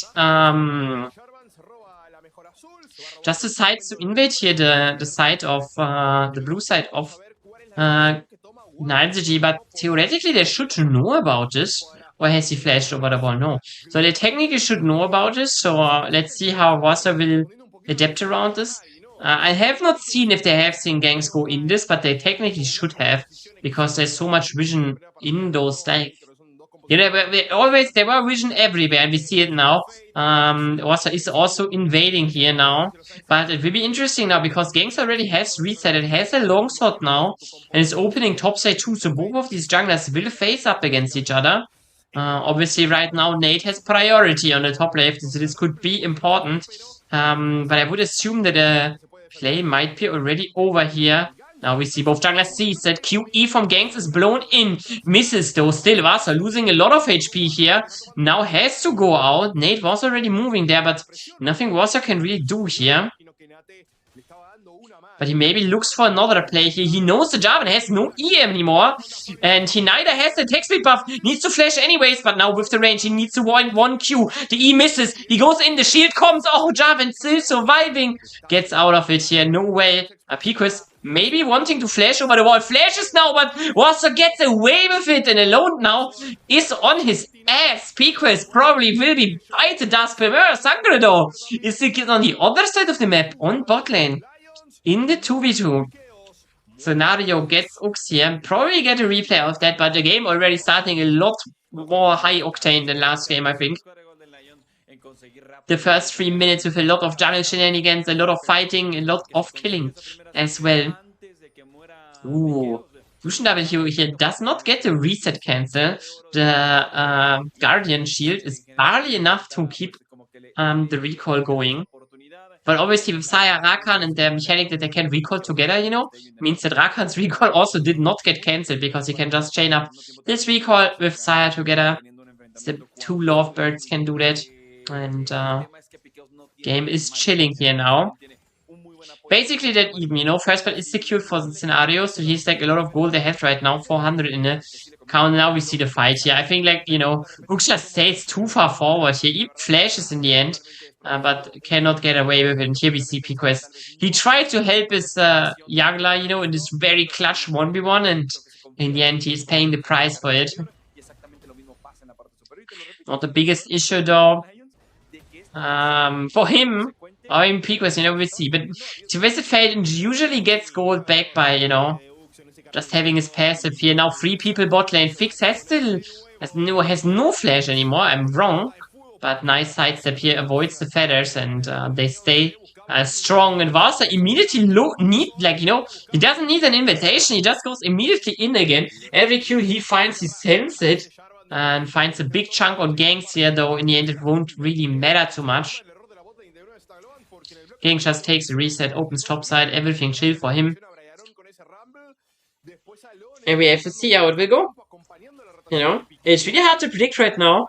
I think when the level 6s are in it, you know, it will be interesting to see, because then there's a lot of lethal angles for 9ZG with like, you know, Akali ult, Lee Sin ult, and Lucian ultimate. There's a lot of damage in the house. On the other side, though, I think like Golden Lions level 6 are also not that weak. You know, they can look for Twisted Fate angles, you know, with Jarvan together. This could be really strong. Before the level 6 is going in, though, 9ZG again on a very early dragon here. There's no real counterplay for the side of Golden Lions here, and we rarely ever see so early dragons. I was confused about the visuals there. Apparently, Warsaw has a Lee Sin skin that goes completely crazy when you slay dragon. I've never seen that in a game where I played, but I never see Lee Sin either. Oh, he missed Q. GG, Warsaw reported. Besides that, let's see. You know, there's no games could not get any camp advantage either. No invade, no nothing. So the dragon is basically for free. It is a cloud dragon. Obviously, singular dragons are not that important usually, but a single cloud dragon is quite nice to have, because it just, you know, makes your movement speed out of combat faster for the rest of the game. And the rest of the game probably still a long time, you know. So, you know, you will always be a ticking, you know, 1 microsecond faster, you know, maybe you get 1 more minion and stuff, you know, a bit faster, 2 rotations, you know, before enemy can react and stuff. So, Gangs, so he keeps his aggression up with his botlane having priority. He's looking for more here now. Twisted Fate is going in. Fix alone under turret. Meteor has no ultimate. Wouldn't have been a range anyways, but Fix survives really long. But the turret, even though it is really stacked, it cannot find anyone in the end. Xerxes survives, and I think also here, maybe was a bit too quick leaving his botlane alone. And Golden Lions immediately punishing it here with a nice ultimate from Twisted Fate. And combo play with Jarvan, especially something I wanted to see here for the side of Golden Lions. I think Jarvan and Twisted Fate together, they are so strong at doing this. So we might see those plays in the future as well. Especially like right now, like the Lucian is like really compromised, you know. It's not the end of the world for him, you know, but he's like slowly but surely bleeding, and the Saya is really strong. So it will take every power from him to win all ins and stuff. So immediately Golden Lions also still keep the priority really high here on the bot side. Vasa is this time there to cover, but there's not really anything gained for neither team. Probably Ux loses, not Ux, I mean Ux too, but Fix loses probably some minions of the waves here again. That's really annoying. Oh. It's really annoying for Illusion. And let's see how it will go. Bot lane, we can see the pings are going out here. Fix is far more carefully here. On the top side, though, Nate has already the priority. Yeah, it was something I have said before, you know. If Cassandra gets here some magic resistance, this matchup is basically unlosable for him. And has decided for the big Negatron cloak already. And will go for, how do you say, Koenig Rukan here first item. Vasa also securing a next neutral objective. This time obviously not immediately on spawn. Also not all 3 of them. Going for Scuttle first here. Nope, never mind. Decides to take both at the same time. And yeah, I think in general 9ZG they're playing really really to play around objectives. And I think usually this is something really good. Because objectives are also always like, you know, they're big benefits. They're big benefits for your team, you know. They also enable you to win condition early, and I think like especially like dragon stacking here could be a big win condition for 9ZG's team comp that I would say doesn't scale too hype into the late game. Not that they cannot win late game, but definitely not as crazy mid lane now. P-Quest is again under pressure here, but alone gets the flash out of his opponent, still continues to keep his own. So I think Pico now is in a really, really rough position. In the future, he might will die in this mid lane 1v1. But let's see. That being said, the game still stays basically equal. There's slight goal lead for Golden Lions right now, but nothing too major. We see the dragon spawn in 40 seconds though. So there's something that will happen around that timer. You see both junglers resetting here once more. Very interesting, you know, it could be that like any player that is finishing his first item now could be really, really impactful for this second dragon fight. And we see Kali having the gunblade, Jarvan having an eclipse here. In total, better item power spikes for the side of 9ZG, even though Scenario and also Piquez now also finishing their first item. Piquez still has a lot of ages with 0 stacks, you know, so not unleashing full power of his item. And while yes, Scenario has a first item that is really good. Again, you know, I think Gunblade and Eclipse are just a tick, like, you know, they are just a level stronger, I think. But let's see. Dragon now. Q was thrown here, they know what happens. Gang's losing some HP here, but nothing too major.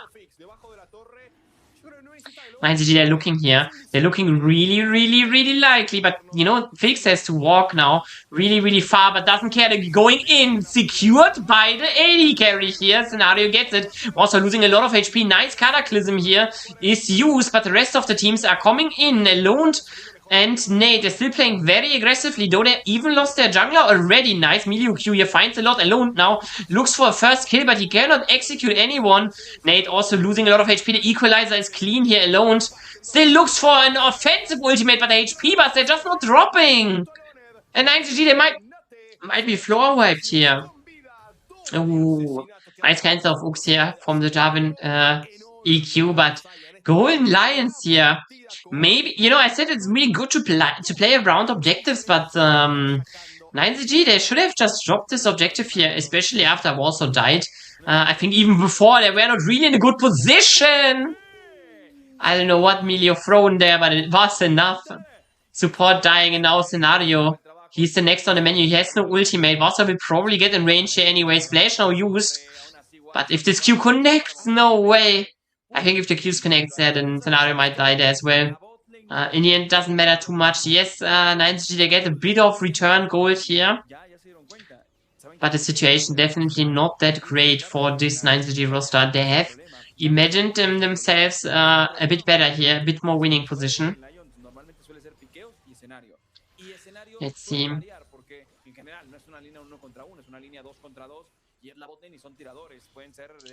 Everything is fine so far.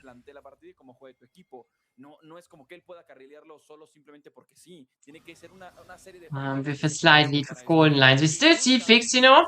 He is behind, but finishes first item now. Can play very aggressively into Piquez here on the mid lane. It's not really getting any lethals here, but at least the priority he can have.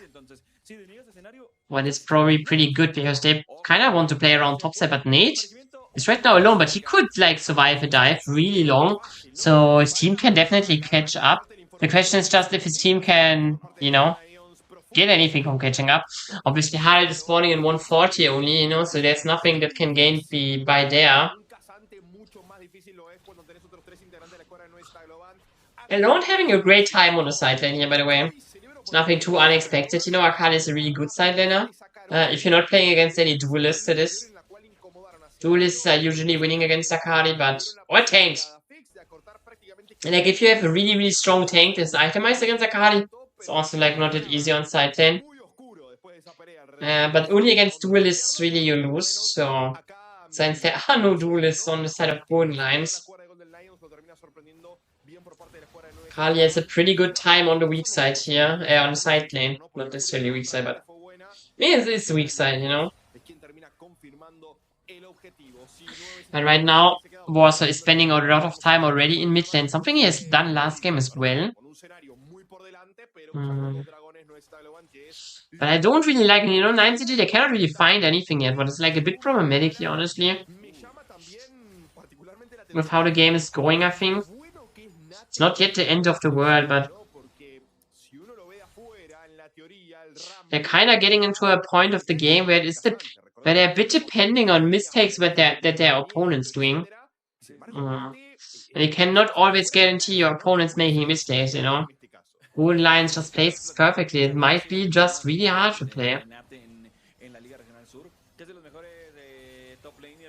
And we see both junglers still dancing around mid lane. It's like the game stays really, really tame here. Harald is no spawn. Both teams also playing into this top side. But I think Golden Lions is still having the better one, even though both side laners for 9CG having priority. Golden Lions are in the position now, starting Harald too. But Gangs here might want to look for Nate first, but decides against it. Looks again back to the mid lane. It's really fast here too, so stepping forward, dealing a lot of damage to Xerxe. He's losing half of his HP. Maybe they're looking even for more here. Also finds another Q, but not goes into it. Not follow is... This Q connects on Xerxe, it would be like really, really, really strong. But with this trade, 9CG, they're getting control back over the area. It's not like they get any major objectives or anything. Harald is staying untouched so far, but Nate on the side, and you can see it's really strong with the Curly Grookman now secured on the other side. Brian is securing an Liandry, but it's like obviously a pretty strong item against tanks, but like I'm not sure if it's enough. Let's see, Nate is going forward here, looking for a trade, but nothing too major.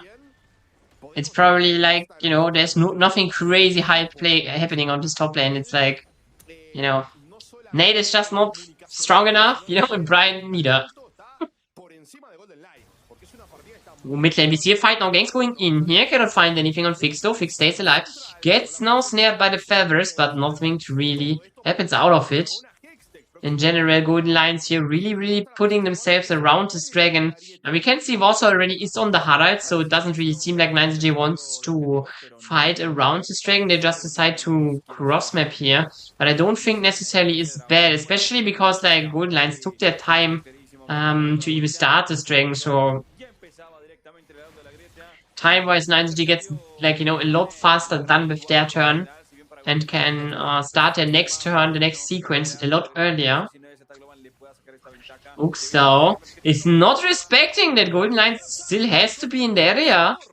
And gets taken out immediately. His second death this game.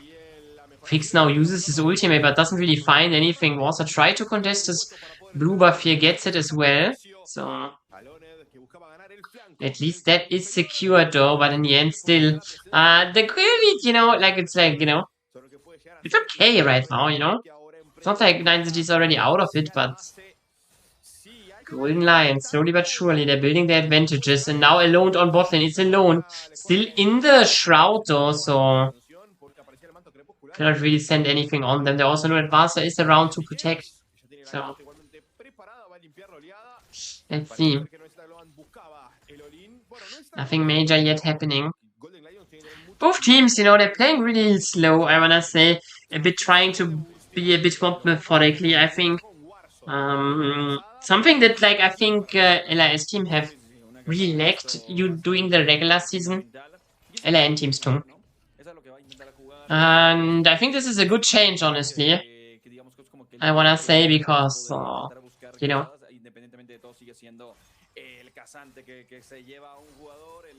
sorry.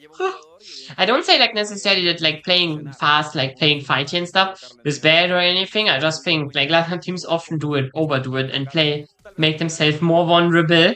Scenario now needs to flash immediately. Still keeps exhaust and ultimate, so even though I think alone could have ulted here, decides against it because obviously they also don't know really where support and stuff is. Harald is now used in mid lane.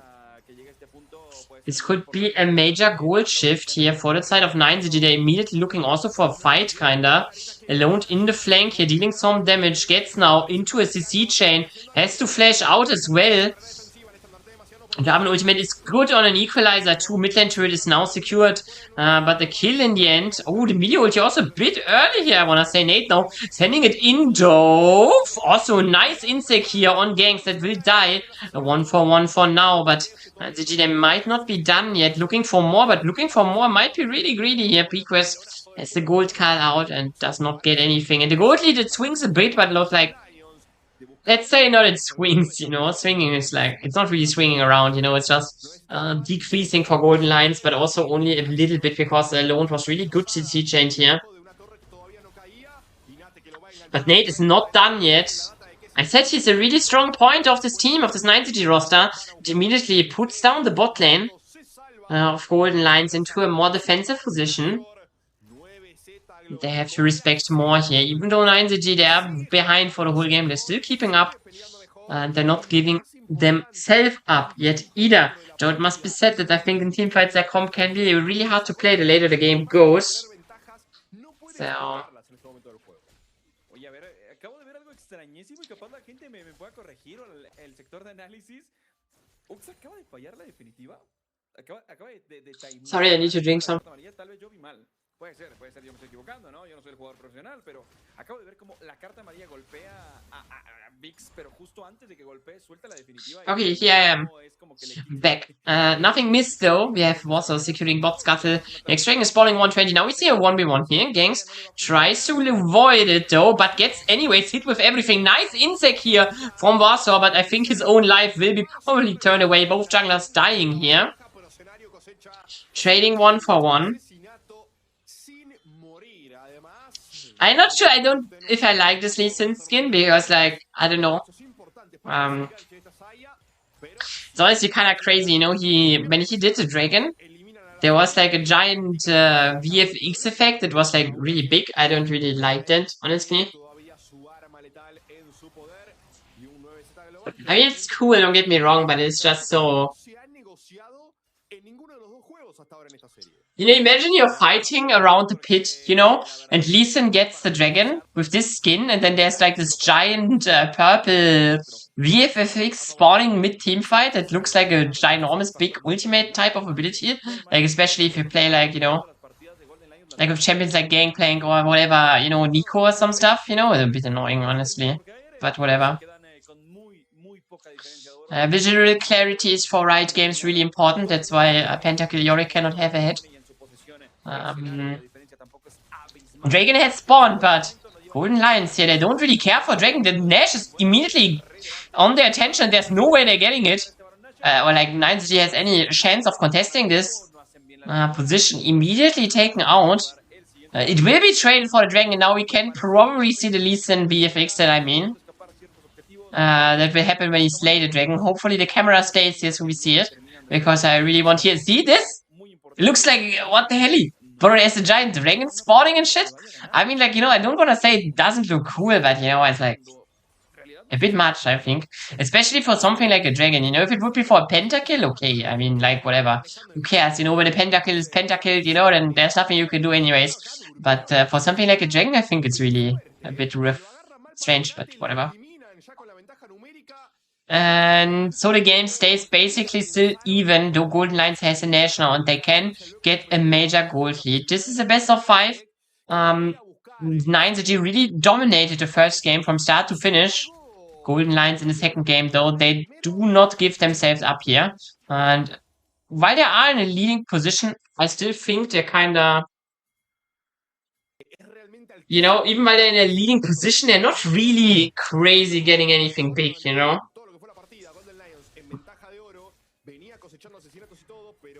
They're not really getting anything major right now. Alone again stays really, really aggressive here at the front line. You know, Space is very, very close to his opponents. And we see Golden Lions are now looking for a bot push here. It must be said, though, that Nate is pushing top lane here right now. We don't we see it on the minimap. He has a big wave there, too. But you're not out pushing a Nash buff, you know, so at one point, Golden Lions, they will just get more out of it, and they're immediately going for Inhibitor 2. But we see Golden Lions, they don't really care right now, they're just trying to base race it. I'm not sure if I like that. Top lane turret is now secured and fixed, and oh my god. Heatcrest gets away with it for now, but he's not ulting far enough away here. Will be slain in the end as well. Inhib, though, is secured for Golden Lions. I'm not sure if I like this too much. I mean, it depends, honestly.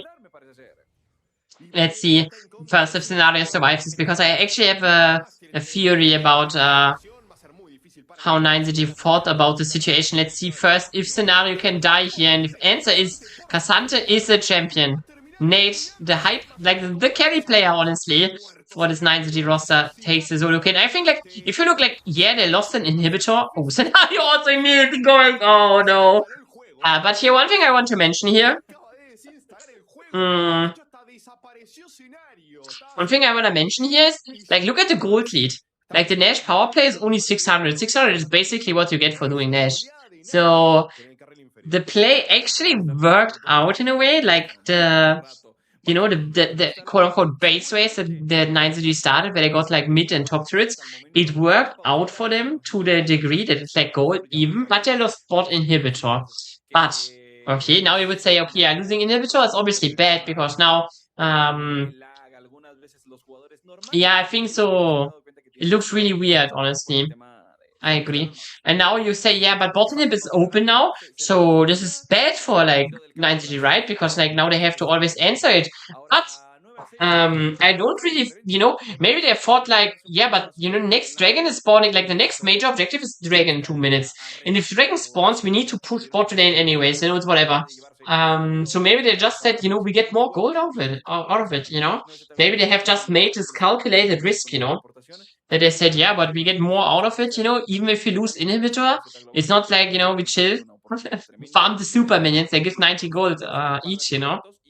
And yeah. Yeah, I think the scenario they're dying, by the way, is yeah, I think so too. It's not like, you know, it's not like you can really leverage the bot inhibitor right now. It's also like, you know, if you could say, if like, you know, if Nash would be spawning like 1 minute, you know, then it may be bit disgusting, you know, but like, you know, right now it's like no pain point for 9ZG. It's just the extra minion spawning for them. And besides that, also, like, you know, I think, like, the bot lane play here, we obviously going into a pause, because, like, I think Golden Lions has paused, we're now also going to the casters, and I think, like, wait, let us go back here for a second. One more second. You see, as soon as, like, you see, Scenario has both Exos, Flash, and Ultimate.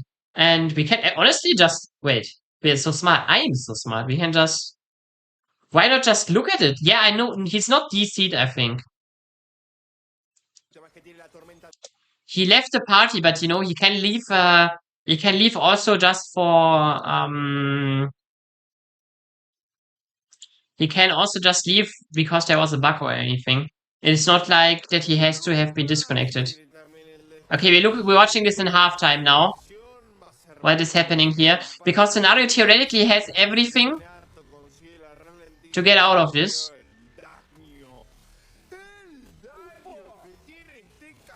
Nah, Scenario didn't ult it here. There was nothing fishy about this.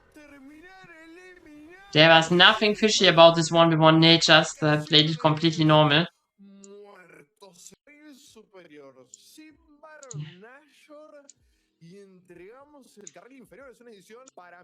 On stream, he is connecting. I mean, you know, we can honestly just take a moment and look what happens. When it's high, for me it didn't look like it, but maybe you're right. Luna, I don't want to blame you. We do see here Fix stream. But Fix is like not the one that paused, by the way. Wait, oh no, you don't mean Fix, you mean the other AD carry, and never mind, then my bad. por ahí pues problemitas con escenario en general, la gente de Golden Lions. Obviously, you didn't mean fix. Yeah, my bad. Que nuestro muchachón My regrese. bad, my bad. Desinstalaron, lamentablemente, te dije, el Vanguard tarda en My instalarse. bad, gang. Desinstalación completa de League of Legends no es como los tiempos de antaño, no es simplemente la descarga. Let's see if I find someone. Y League of Legends completo y ahorita pesa un montón. Entonces, ahí lo hablamos nosotros. Debemos una pequeña pausa en lo que regresamos este partidazo, segundo partido del mejor de 5. Vamos a la pausa. Yeah, my Twitch is a bit weird. Okay, we're going into pause. Wait, I need to... Wait.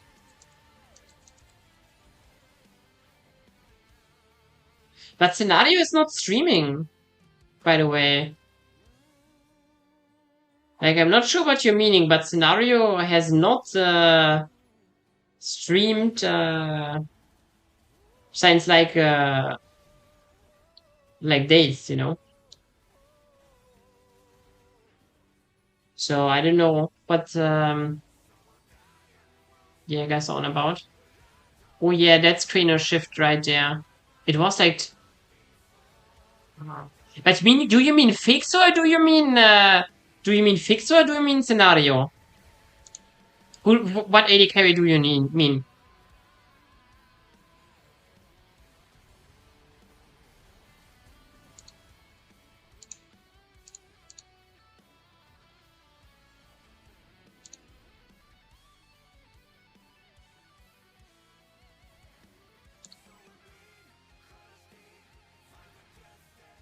This guy.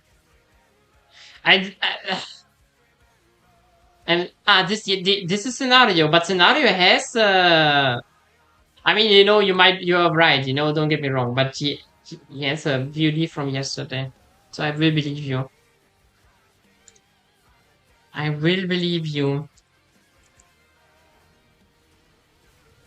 Is there anyone else streaming right now from the players? Like Gangs is not streaming.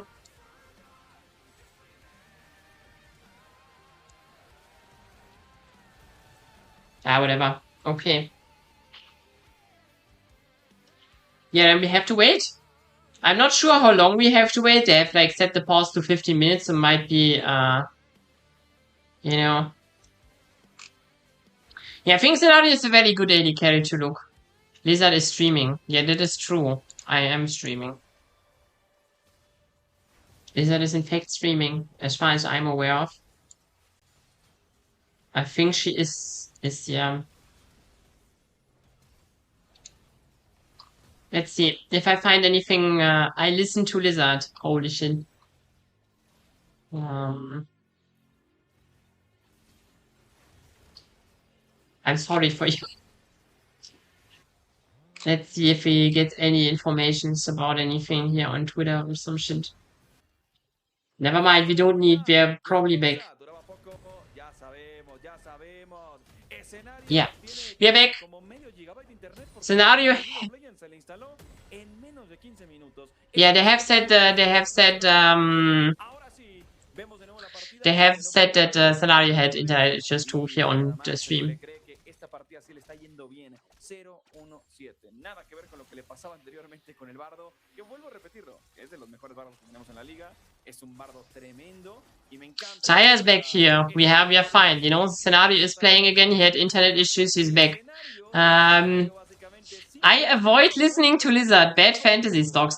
I mean, Luda, you know, it's fine. You know, I play fantasy not to win anymore. I play fantasy to pick Latam players, you know, so... No, I don't want to say I doubted you. I was just confused about the situation. I wanted to make sure that I really understand it. Golden Lions, though, even though with the pause, you know, even with the AD carry dying, and even with the Nash kind of not going that well, they're still having the advantage right now, playing on the advantage. It was no chrono break. There was no nothing happening. Scenario was just dead. I don't think he has reported a bug either. I think he had just internet issues. So, that being said, Golden Lions is still bolstering the advantage. Taking the mid lane turret as well. Chrono Shift is, I think, the ultimate of Zillion, no? Guys. And Chrono Break is the ultimate of Echo. So, take that. Besides that, Golden Lions bolstering an advantage. Next rank is spawning in 26 seconds, and right now Golden Lions is entering their bases because they have taken a reset. So the position this time better for 9ZG. It would be the third rank for both of these teams. Hextech Soul could be really deciding factor here. For either of these teams now, Gangs goes immediately in. Nice Rakan ultimate from Cersei followed. First kill immediately down. It's only the AD carry, the support right now that dies though. 9ZG, they could still fight back, but another one bites the dust here. Alone will die. On the other side, they try to kill PQuest, but it is not possible. AD carry now dead, and Warsaw tries to run for the hills. And even if he survives, this is a really tough position here for 9ZG to be in. Also, still gets a lot of attention. He runs away, and actually, honestly, kind of wastes their time because right now they're not doing the dragon because they tried to kill him. Also, now finally has been slain, and with that, Golden Lions, they make it quick, they make it fast, and they take this fight out here. Ay. And with that, Golden Lions now finally they get a big advantage into the game, and the advantage will even be bigger after they will have been slain this dragon as well, this Nashers as well. And while they couldn't really use the first Nash to gain an advantage, I think the second one definitely they have a probably easier time to execute it. We see here AD carry on 4 items now. Scenario is insanely strong here. It is not the end of the world, you know. For 9ZG, they could still find a way into the game. But I think for them it's getting a bit harder and harder here. Just think Golden Lions team comp is a tiny bit better here. In 5v5 team fighting now, we see Flash forward alone, finds immediately an angle on PQuest, but PQuest is kinda chilling, you know, he's not in any danger, but Gangs is Cataclysm gets out, but his life bar as well falling. Oops, here 1 HP, but kinda doesn't care, he's the support, and Shanti doesn't need to stay at the enemies, he just needs to stay behind his team to give the warm hugs, you know, the cozy campfires to his teammates that then can find a way back into this team fight. With that possibly back into the game, and it's another Nash where immediately Golden Lions, they cannot make it out of it. And it must be said, you know, it was on an aggression of Alone, you know, going really deep into PQuest. Yes, PQuest has survived this this initial onslaught, but then Gangs just sent it into the team here to protect his teammate, but 9ZG just shift focus and take him out, and with that 9ZG, they're keeping themselves alive in this series here, and another Nash that now is kind of wasted, you know. They have like one more shot at using it, because like, you know, Gangs is now respawned, but so far the Baron power play is negative, but it's obviously always a bit rough because you get 600 gold from just taking Nash, you know, so falling behind here obviously a bit problematic, I would say. Now they take their time though, they will probably get this top turret too, will kinda equalize here their mistake a bit, but still, you know. For getting Nash, you know, they're still not getting more out of it, but it's a bit rough. I would still say they have control over this game though, so for 9ZG they need a bit more than just this one good play. Ultimate is now used, PQuest again, losing half of his HP.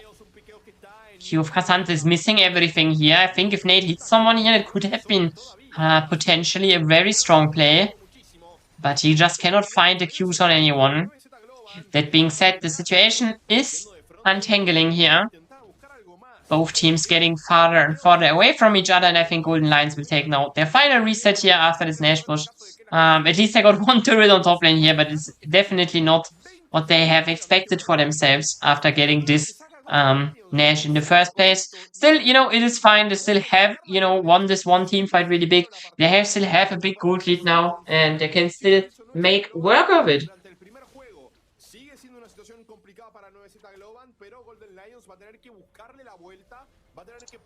That being said, game is not over yet. We are still in this for a hot minute.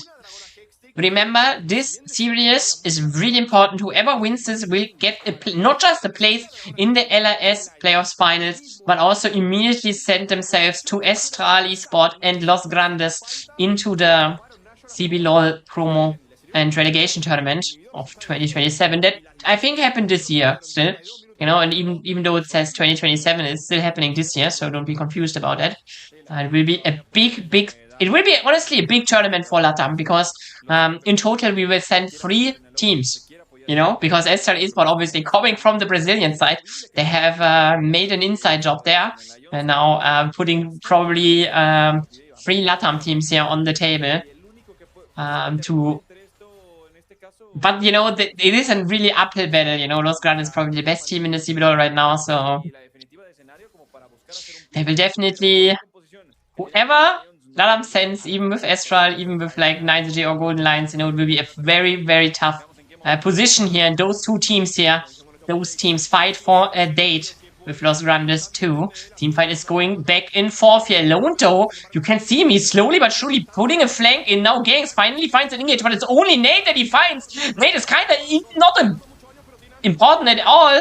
Alone's flank here though gets really delayed here in the end. It probably doesn't matter, even though it's delayed. Flank is so much delayed. It doesn't matter. 9ZG just completely wipes the floor with them.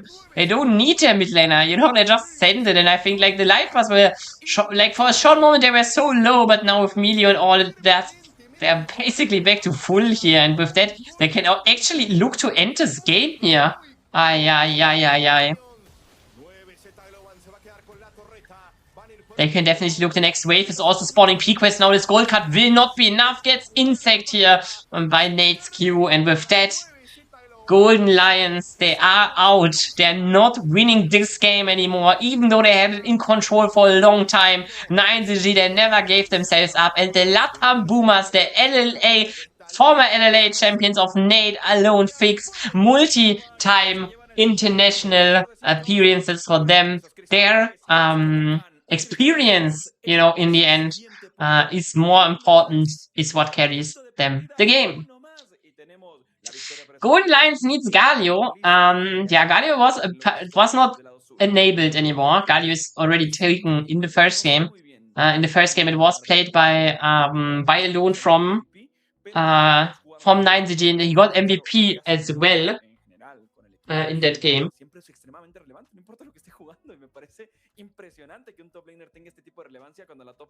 Honestly, I'm not sure who I would give MVP this game. I want to look at it again one more time. Like, who would I give MVP here? Because, like... really hard. Bro, you don't know, it's like, it's so crazy, like, wait, I mean, we're going into a pause anyway, so I can show something, but I have to open a slide I have somewhere on my PC. It must be in the beginning, right? 9ZG pre-work 2, free, this moment.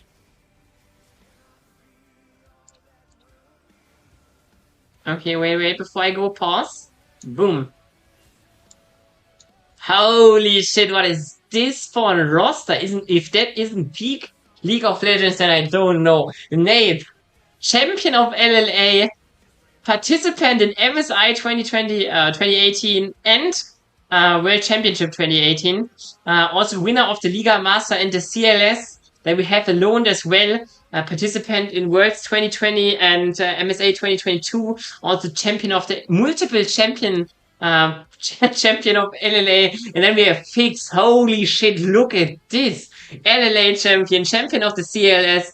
Participant in Worlds 16 and 15, I think. As well as MSA 2018. So crazy times. Very old. Oh, you have no idea, Luna.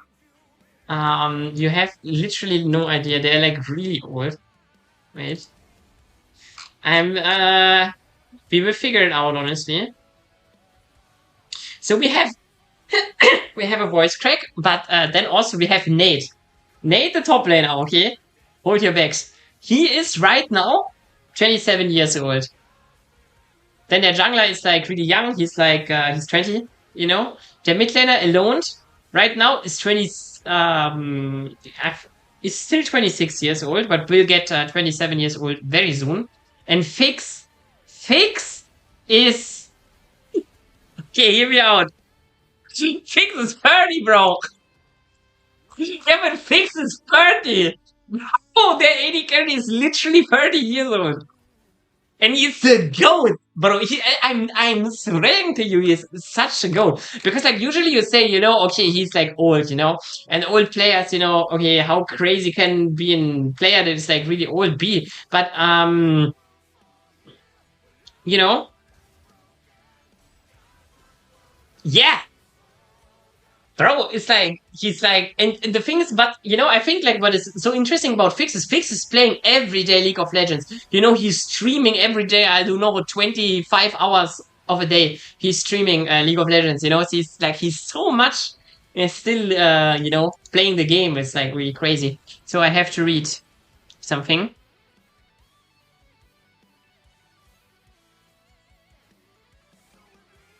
Oh, what is this one? Ale, God of the Greed. What is this one? Fun invitation, I wanna say. Can I write you somewhere? It's a bit I'm not sure what you mean by that. I know that then Liga Valkyria will start for Dr. Esport. I think they will play there too. But what do you mean by invited to join them? Do you need like a streamer or something? Someone to run you down in jungle? I can do that. I'm really good at running games down. I'm not sure.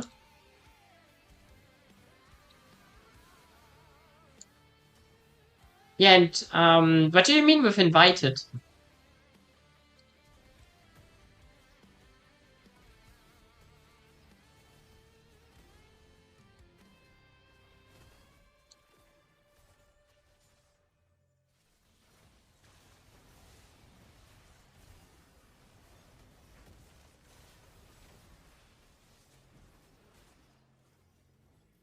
Okay, besides that, I will take some time off here right now and spare my voice for a moment and go to toilet. Be right back.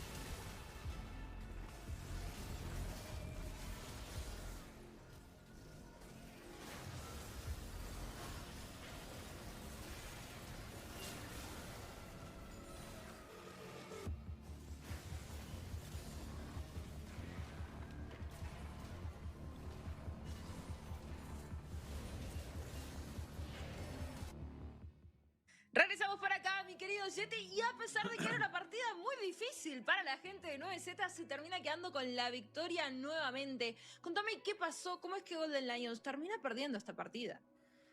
Se la robaron, Maggie, se la robaron. Y cuando enlistábamos las diferencias que había entre estos equipos, pero lo saben hacer, lo pueden hacer. Hello, I have returned. Okay, pause was a bit a bit shorter than usually, but it's what it is, you know. What is a pause when you can yap about League of Legends? Here we have like moments of the game. Again, I want to say, you know, I think Golden Lions for a long time, they really had control over the game.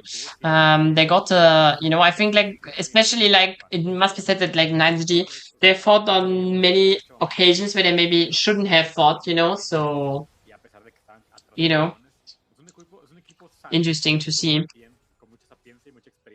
But in the end, it doesn't matter, you know, you get where you get. You get what you get. Let's say it like this. And 9G, they find a way into the game. Very honestly, like, I wanna say nearly like, they just like this, you know, they win one fight. I think it's this one. Yeah, Alone was on the flank here, not even doing anything. But it kind of doesn't matter. Fix here, untouched, basically. Nate and Warsaw dropping so low, but in the end, it doesn't matter. They just, you know, they're just basically full life after the fight anyways, you know, so who cares? And with that clean over fight, they win in the end. Pico is the only one that's surviving, but, you know, he could not get away with it. And with that, the position is saved. And here, like Luna says it, you know, looks like a sweep is incoming. And I think in 9CG, you know, this game, you can see the gold graph, you know. Even though Golden Lions had this game in control for the most of the time, even though I thought like, yeah, maybe, I don't know, the team comp of 9CG kind of, you know, the longer the game goes, the kind of rougher it gets. But,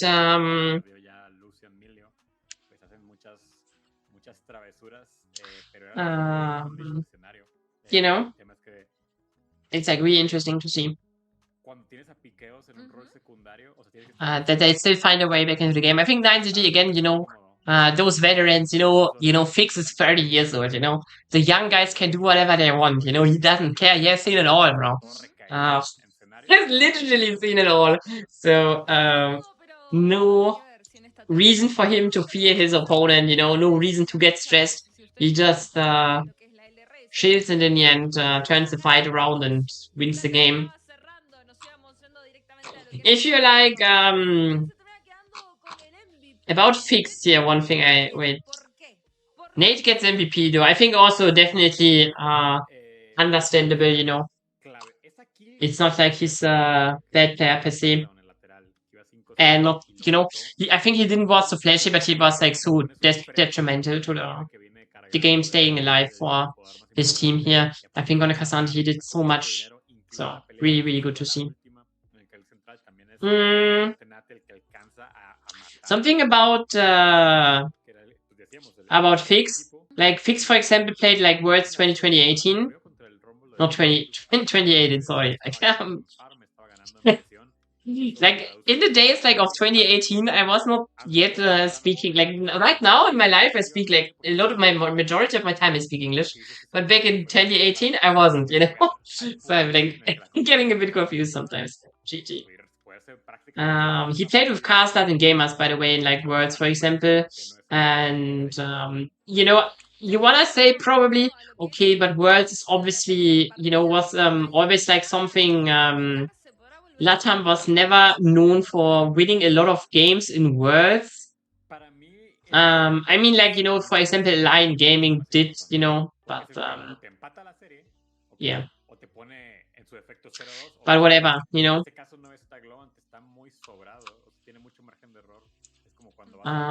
That is not what we are into here now. I think the next draft, my thing is a bit. The first pick for Golden Lions again. And let's see. It is back to the wall. LCS games in Mexico this weekend is pretty hype. I hope a lot of Mexicans go there, because it would be really good. Especially since Lion is there, you know. I'm pretty hyped. That being said, Golden Lions now, they are not going to Mexico, and they are with the back to the wall, you know. They might not even go into the finals of LRS, you know. They have to find a way back into this game, else they have to go back into the lower stage. Capacity is like 150. Yeah, I think, like, you know, I'm not saying it's like crazy, but I still want, you know, how do I say? There is one capacity of like 150 can mean like you know, there are like 150 people and it's like fine. It could also mean like, you know, that you know, maybe not all seats are sold, you know, that it's kind of embarrassing. Or it could also mean like that even though there's like maybe only 150 people that can get into the studio and stuff, but it could still be that like, you know, people are outside of the, you know, outside maybe watching together on like laptops and stuff, you know, like, you know, you know, only because the capacity is like 150 and events like this, there could still be like, you know, some more trouble around it, and I would hope for. That being said, Golden Lions, they have decided to pick an Olaf first. This is something very unexpected. 9ZG answers immediately with picking Rise Varus, two very strong champions here. Technically, Varus is a flex pick, but I'm not sure how good this is into Olaf. I have seen Devils play this matchup in solo queue, and it is definitely, like, the thing about Olaf matchups is, like, you know, if Olaf wins them, then he wins them, you know, and especially a champion like Varus. You know, if Varus loses this lane, you know, then he is, like, he's not winning it anymore. Really hard for him to play then. But let's see. So far, I think it's a really great angle for the Olaf. Now securing a Syndra as well. And Nico is Havard here. Nico's a champion that we rarely ever see right now. I'm very familiar with this champion though, because in my team, in the European female scene, like Exalti, Lotus, we had like a Nico player in mid lane and then support, you know, so we played quite a lot of Nico. And technically that could mean that is Nico mid lane, but I would really doubt it, honestly. I don't think we see that in competitive like ever at this time. But I'm very used to seeing Nico mid lane, so I don't know. On the other side, we have a Trundle now secured as well. 9ZG here. Not sure if I am too hot with their comp yet, considering what they're fighting against. But we will have to see how it will turn out. We're going into the second ban phase. Vi is now taking us out as well. Would be a really strong jungler here. A lot of the meta junglers are already out. Something like Wukong is theoretically still available that you could pick. Or Xin Zhao are like two champions that you maybe want to look into.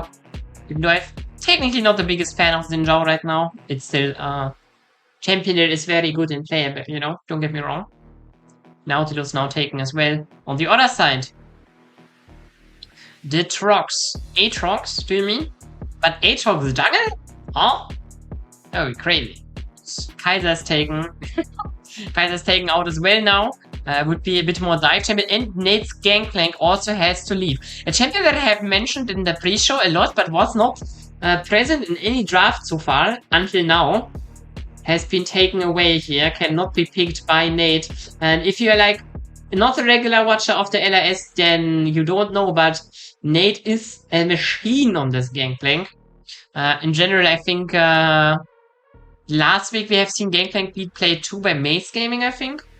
So Gangplank getting more and more priority here in LATAM.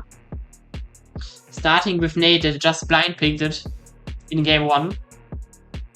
Camille is now secured. This Camille could also still be like, you know, could go both lanes right now, so it's a bit hard to predict right now. I think it's like really good play. I think in general in 9GZ they have like a really, it's really hard to see right now who's going who, you know. Golden Lions on the other side now picking a Caitlyn. Caitlyn Nico is a really strong bot lane, by the way. They synergize very well together. So that is definitely something you could look for on the side of Golden Lions. And now they have to pick a jungler to it. Technically, Nico can jungle. Same for Olaf, you know, but I would really not assume that would happen. That would be really, especially Nico jungle would be crazy. Especially with having a Caitlyn already. And it seems like it will be Renekton locked in. So, it is Olaf Jankel. Probably. Let's see how 9ZG reacts to this. And when the champion standing, you know, the champion that they now pick decides a lot, honestly. I'm still not sure though. It's like really hard. Like, what can they even pick? You know, they have already like strong teamfight champions. Like, they have a very insane scaler. You know, they could like just look more into that direction, play more setup for their teamfight because they already have a lot of damage. They could also just pick Vayne and stomp top lane. Yeah, that's definitely a possibility. Nate decides to do it. Locking in the Vayne. I want to say something. Gangs and Brian. They haven't swapped yet.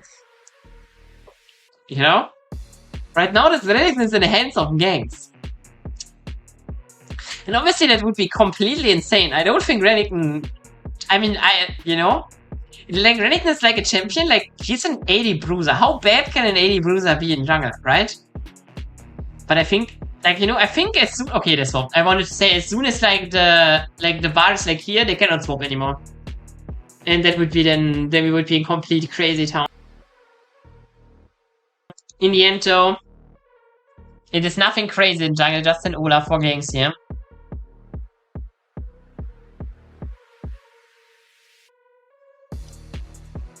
And that being said, you know, I think, like, I'm not sure how I like the drafts, you know.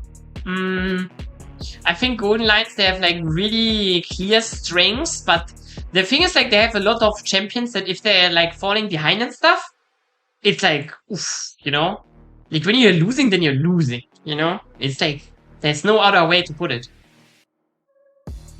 And on the other side, I think 9ZG, yeah, they have, like, I don't think they have the most coherent team comp, but they have definitely champions that can go ahead, you know? And they also have champions that can, even if they are behind, you know, they can again, you know, keep themselves alive in the series, keep themselves alive in the game, and make sure that they're not getting put to the side here. Let's see. But I have to unmute my casters here. And with that, we will soon go into the third game. 9ZG against Golden Lions. If 9ZG can close out this game, they will be the next team joining Esperal Esports in the 2027 CB LOL promofication. While Golden Lions, if they lose now, they're not out of the playoffs yet. They still have a chance at winning. Don't be confused, the overlay is a bit rough. It is in fact not minute 34. It is in fact minute... It's honestly kind of crazy, no? They have finished last game on minute, like, exactly on 0-0. Isn't that funny? If that being said, the overlay has left us now, so it means it will be respawning soon. We see nothing too crazy yet. Both junglers starting top lane. Both top laners are playing around the bushes. Nothing too crazy. There's a slight, I wanna say, better lane position here for the Golden Lions bot lane already, and I think they should also kind of win bot lane early. You know, there's like, you know, Caitlyn Nico is just a really strong lane, honestly. So you can see the range is like quite insane. Nico can obviously get into Caitlyn, and then she has also like, you know, they have like just two champions with over 600 range. It's kind of annoying to play. And we see Fixie already losing a lot of HP. Now uses the barrier to trade, but not gets the full value out of it anyways. And Scenario and Xerxes, they're just pushing in here, dealing a lot of poke damage. The lane goes really well for them so far. Let's see how they can manage to, you know, not just keep that, but also like, you know, enhance on their lead now. Because like they playing Caitlyn lane, for them it's really important. They also, you know, they have an Olaf in jungle, so like Olaf cannot really go crazy for them, you know. Olaf kinda needs farm, he also has not that much CC, so you know, it's like not that easy to play around your Caitlyn, so let's see. Let's see how it will go. On top lane we see also Nate having a lead here. For the side of 9ZG here. The Vayne is obviously pretty annoying for a lot of top laners. A champion that has, you know, especially in LATAM, this summer split, like a lot of... I think at the beginning of the split, it was like basically picked every series. But it has lost a bit of priority. We don't see it that often anymore. But I think in the best Vayne angles, also the teams usually tend to ban her these days. But... First clear is now finished for gangs here. He's also looking for the scuttle. There's no contention though. Vassar needs he knows about his situation, and he is like just stepping away, not going into any danger here, but they could still look for it. Also not even getting the second scuttle. This is an important position now for the side of Golden Lions, because getting double scuttle means you get your ultimate earlier too. There's no way... Oh, Primera Sangre? Huh? Who died? Top lane. Brian just died. Ay. Nate gets a solo kill here. Really important, honestly.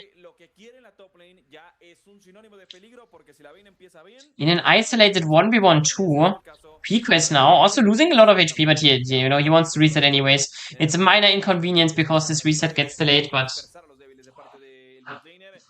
not the end of the world. Let's see how it will continue now.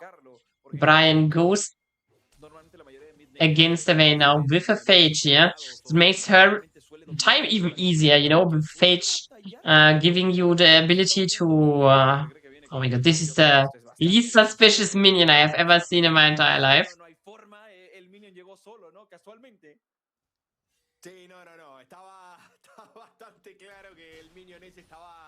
Then we see Gang's not only getting double scuttle here, he's also trying to push his the champion strength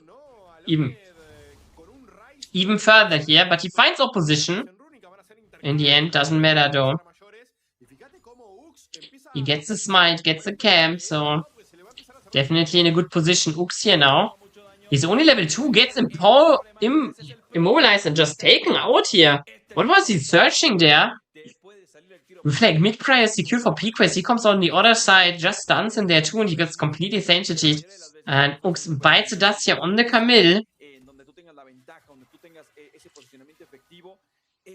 And Caitlyn also getting a kill here early, really important. Again, Caitlyn is like... Caitlyn is a really interesting champion because Caitlyn has a really, really strong early game. And her late game is also really, really strong. But if, she's really... in the mid game, she can be really... if she's getting behind the mid game, or in early game, and then, her mid game can be really, really, really atrocious. But already being ahead here puts her in a very great position. Let's see. We have a bit of a delay here on the stream. And we see Brian here. Gets most of the minions with his slice and dice. I think is what the ability is called of Renekton. But Nate still controls the lane here really good. Has already a slight lead, has already the first blood. Has no flash. Renekton soon has his flash again. But with Vayne being level 6 and having exhaust now, I don't think that in a 1v1 position, Brian, even with flash, cannot really pressure Nate at all, I think. There's nothing that can be done. I mean, theoretically, we see, Golden Lions... Gangs is really deep in the jungle here. He has the level 6 here, and he immediately wants to probably play around it because there's nothing really Warsaw can do right now. Warsaw also will not let it get level 6 here, even if he finishes the red buff. So, Gangs here, he knows he's in a very advantageous position. Now he uses his ultimate. His damage is insane. Flashes forward now. Warsaw is on the retreat, but he cannot get a kill yet. Ux! Oh my god, Gangs! Plays far too deep here, but Nate on the other side tries to help his teammate, but his team doesn't need help.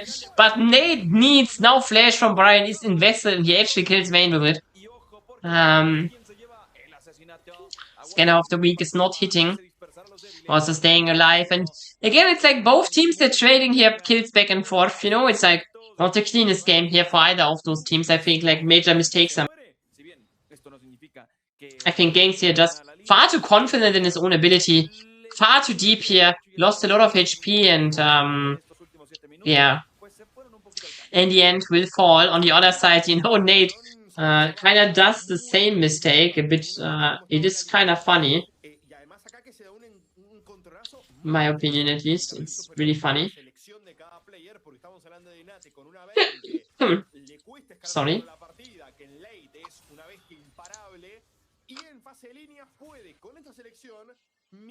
We see.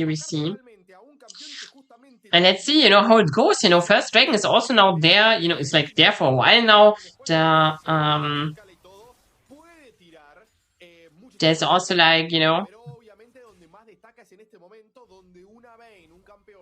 there's also... My god, my brain, sorry. There's also the grubs spawned, but grubs are now taken by Olaf, at least one already. Ah, sorry. It's like, you know, the sleep schedule here. For me, it's like, it's so rough. I couldn't sleep today because, I don't know. There was just a lot of noise around my apartment. That being said, first 3 grabs here, 4 golden lions, and I think like golden lions themselves cannot really use them right now. But it's like, it's pretty nice to have for Vayne. I think, I mean, actually I can use it on not Vayne. Oh my god. Blizzard lock in. Holy shit. Oh my god, Fix misses his ultimate. Brian doesn't really have to do anything besides walking away here. The lane swap is not really beneficial for the side of 9ZG. Nice try though. And that being said,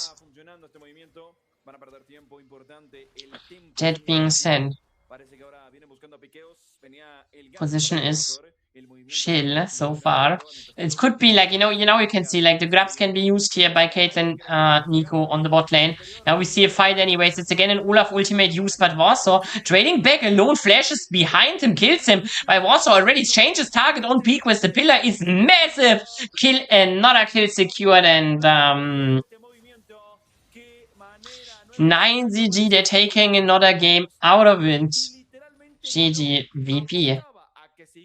Now also we'll get a mid-priority. Theoretically, they could look for a dragon, but we see also it's going top lane. I think especially ganks here having like a really, really rough game today, or like a rough day today. Not just a game here, but I think like this whole day is not that great. And I'm giving Warsaw, and I'm pretty sure I have like argued, that Warsaw kind of looks like the best jungler in the league, but then there's still ganks, But today ganks definitely gets the short end of the stick. Omnitivore, I wouldn't say that 9ZG stomped. They stomped really hard the first game. They did not stomp the second game. The second game was like for basically 30 minutes of the game was controlled by Golden Lions, and then 9ZG still won. Because they just, won a team fight and then they finished, Even though the control of the game was basically in Golden Lions' hand. Even Golden Lions got like 2 Nashes too, so it was like really interesting. How 9ZG could bounce back into the game. This game though, so far it's definitely in the hands of 9ZG. But I must say that, I think like technically Golden Lions is not playing that bad or anything, and as you see, Scenario for example looks really strong right now, but I think like a lot of the reason why Jason, that 9ZG is ahead right now is like basically just mistakes that ganks has individually caused. And his 2 deaths here, for if you weren't watching before and saw what it happens, it's not like ganks just died because he got invaded or was dying because he got outplayed or anything. It was always ganks died because he decided to fight somewhere where he shouldn't have fought, One time he invaded the enemy red buff. Now we see Nate here on a bot lane 1v1. Brian losing a lot of HP, plays nice around the vision here. Nate also doing a mistake with his auto attack once, but it kind of doesn't matter. 9ZG, they have the members, they have the support, and Nate, he does not need to finish this alone. All the teammates are coming to help him, and with that, another kill secured for 9ZG. Still, the wave, like 9ZG, they loses a bit of the bot wave here, but in the end they get Dragon, and there's no real counterplay for the side of Golden Lions either, because their members were just not in position yet. They are now though in position to contest this Dragon here. Golden Lions, they look for it at least. I don't think 9ZG have to give up this yet. Looks here in the flank. Nate, but the thing is like, Fix can just not get there right now. But I could have still tried here. Decided against it, you don't need to play over-aggression, Yeah, I think so too. The first turret was really good. I've just not realized it. That being said, Golden Lions, getting it first blood turret, getting the dragon now, puts themselves back into a position where their gold lead is, first of all, the gold lead is like shrinking, and themselves, they show that they're still in this game, especially Scenario, 1.2k gold lead on the clock now. He is so strong already. Has finished his first item, obviously. Fix is now immediately putting a ghost blade into his inventory next, but I'm not sure if you're aware of it, but lethality virus is honestly pretty bad, honestly. Like, I mean it, like, I really mean it, Lethality virus is just worse than not lethality virus. And the big reason about why that is like, Varus Q used when Varus, like poke Varus was really, really meta. You know, when poke Varus was really meta, his Q had like 200% AD scaling. 200%. Do you know how much AD scaling this Q has right now? 80%. It's like it lost basically all of its juice. So I really think Lethality Varus is kind of troll build, you know? It is not completely ass, obviously. You still deal like damage and stuff. It's like, it's not like, you know, it's better than going tank Varus, you know? But, you know, if that is the, how do I say this? If this is the benchmark that we're having right now, you know. What is that for a Caitlyn skin? I have never seen that, honestly. It looks so unknown to me. That being said, we're not here for Caitlyn skins. We're here for League of Legends. And I have to retreat here from an invade position. It's honestly kind of crazy how much damage that Varus Q did there to Scenario, considering that it, like, you know, like 2 years ago, it would have dealt double damage. You have to, like, you know, put that information on your tongue. Scenario is like half HP now. He got hit by 2 Qs. Like 2 years ago, he would be dead. It's honestly kind of, you know, if you like, you know, if you put that on your tongue, you know, it's like, the taste is really bitter, you know? Like, what the fuck was Varus? Crazy. That being said, Fix definitely has not an easy game today, because he's not that broken anymore. Actually, I would say he's quite weak with the Lethality Varus, but whatever. Ganks here on the Harald already. Losing a lot of HP to it is normal, you know, Harald deals a lot of damage, but only 5k left. You see the traps here, really good position. So it's really hard to enter. They're using a Realm Warp now, but it's only the jungler, only Warsaw going in here. But maybe that's all what they need here. Ganks losing a lot of HP in the end, gets bitten. Brian teleports in here. Not getting anything yet, flashes forward. Ux here immediately gets taken down. Quick and dirty. Ux bites the dust. It's a 1-for-1 in the end. Harald is though taken by Golden Lions, but in the end not picked up by Golden Lions. So 9ZG, they still get the better out of it, and now Flashless Renekton on the top wave is not escaping, and even Pequest here, he's going far too deep here. He could be Dove. Nate needs to be careful. The turret is stacked, and Pequest, you know. One wrong move, and Pequest is unleashing his ultimate here on any of those members. He has to execute, is long away from the execute still, but he will probably have nuked him anyways, you know. Players like Nate, you know. He's so low it wouldn't matter. But Alone is now looking, they actually like, they're not considering Pequest yet safe. Warsaw finds the pillar here that is slowing him. Yes, he can get the scatter of the week into Alone, and Alone will not be... Oh, the turret! No! GG. In the end, it's a 1-for-1, but the turret also falling. And the flash from Pequest also burned. And 9ZG, they're slowly but surely getting more leads into their pockets. Even Fix is getting back here at Caitlyn. And Caitlyn getting back at her is now a lot easier. Never mind. Oh, Ux just steals the kill. Still, you know, the gold lead is shrinking massively here through this play here. Nice angle from Ux. A bit unfortunate that he steals the kill here. It's probably not necessary for him. But in the end, it's okay. You know, it's not the end of the world. It's a Camille after all. You know, her first items, you know. It's like not like that her first item spikes are weak or anything, you know. So, just I think. I mean, Fix is going Lethality Varus. Honestly, you know, his own fault. If he would not go Lethality Varus, I would have, you know, said, yo, Ux is griefing, you know. But now I say Ux is the hero here. Honestly, has done nothing wrong. My boy. On top lane though, Alone has to flash out, but his damage already massive. Only 2 items, not fully stacked here. The Rod of Ages is, but it doesn't matter. Brian now also put at the wall, and Nate takes him out. And 2-for-1 here in the end on the top side. And crazy to see that Alone already like dealing so much damage there in the isolated 1v2. Like, consider how much damage he would have done with the fully stacked Rod of Ages and Oh my god, you can see how useless Infinity Varus is. Nearly dying here, and then the end gets taken out by the rocket belts. And you cannot tell me like that this is like, you know, you cannot tell me that you're playing Varus, you're hitting all your abilities against the Caitlyn that has same items as you and she kills you. Like, what the hell? Ooh, Vasa needs to be careful here. Avoids all the CC abilities though perfectly. Has the fancy footwork secured for himself. Quite nice.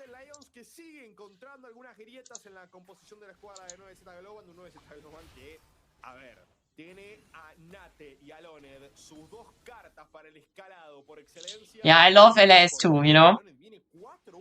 I think this is already a very toned down version of LRS. Where I say this, Ux finds a play under the turret here, gets killed and alone now. Uses the weapon bob to get out. Another 1-for-1 here, but in the end, obviously a mid laner dying is a bit rough, you know, compared to a support dying. Ux is just whatever. He is respawning and will immediately send it again. While on the other side, you know, Pico is now losing farm, and Niku is stepping far too far forward. Under turret flash from Xerxes, and heal is now used to keep him alive. After all, Gangs was there too, so Wasser could just not run him down. And the back and forth is continuing here. A lot of resources are traded into each other. Nash is now spawning, but I don't really think any of those teams is really looking forward to doing it early. I mean, if they're like 3 kills falling, like both teams can do it really quickly, don't get me wrong, you know, it's just both teams are also like really good at contesting it, you know, if the other team is already on it, you know, so that being said. Very interesting is here also you see, if you like take a bit of attention to the item bits, you see Brian and Gangs both having a stride breaker here for their champion.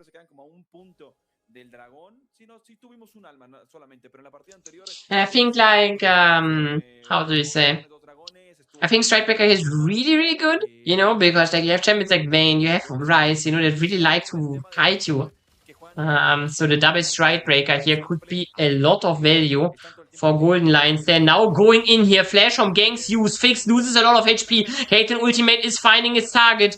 In the end, Gangs though really low. Uxie is sending it in all of the teammates, but it kinda is fine. Nate gets a kill here. Assassinato Doble now alone comes from the other side. Pico is dead here. Nate stays with 1 HP alive. Brian also dies, and not only Xerxes is alive, but can he run away? Short answer, no. Long answer, never. Holy shit, exterminio. In the end, it looks so good. Golden Lions, they sent the trigger on the AD carry here. It gets killed. Ux dies too, but then the return is just unplayable. Nate stays basically untouched, you know. This is the issue. If you're playing against a team with 2 AD carries, you know, it is not enough to kill one of them. The other one can still rule the fight, and I would honestly say that Nate at this point is already the far superior AD carry too with his item build. Consider to the lethality poke Varus that Fix is rocking. And with that, an early Nash now is secured. Is exactly what I mean. You know, if there are 3 kills falling, you know, in this case 5, the Nash is immediately done. You know, they're just having so much DPS to it. And now the question is, can 9ZG play this Nash better than Golden Lions?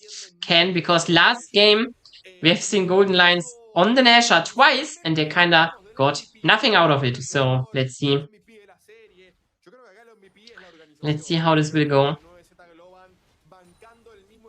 How they can use their siege. Oh my god, Fix is immediately the next target again. He will die. First target on the menu, but Vaso is immediately die. Both AD carries will be falling in the end. Obviously, it's not the position you want to be in as a 9ZG, you know, you have the Nash, you know, your AD carry is dying. But on the other hand, if you're looking at, like, from how much value both of these champions, like, you know, the Caitlyn and the Varus, is bringing to any particular fight situation, yeah, I mean, you kinda, you know, you always take this trade here. And Vasa having a perfect game here on the Trundle so far. Just always being there where he needs to be, always running down so fast. The targets that he needs to be in. Gangs is now again on the menu. Pillar is hitting him really great. Half of his HP already down. Now he has to use his ultimate to run away. Get away with a shield here. 1 HP is on the clock for him, but he escapes. Vaso is still full life though. He is not scared at all. And this will be probably also the second dragon for the time off. For the side of 9ZG already after getting like some turrets here. And they're taking this really, really, really good here.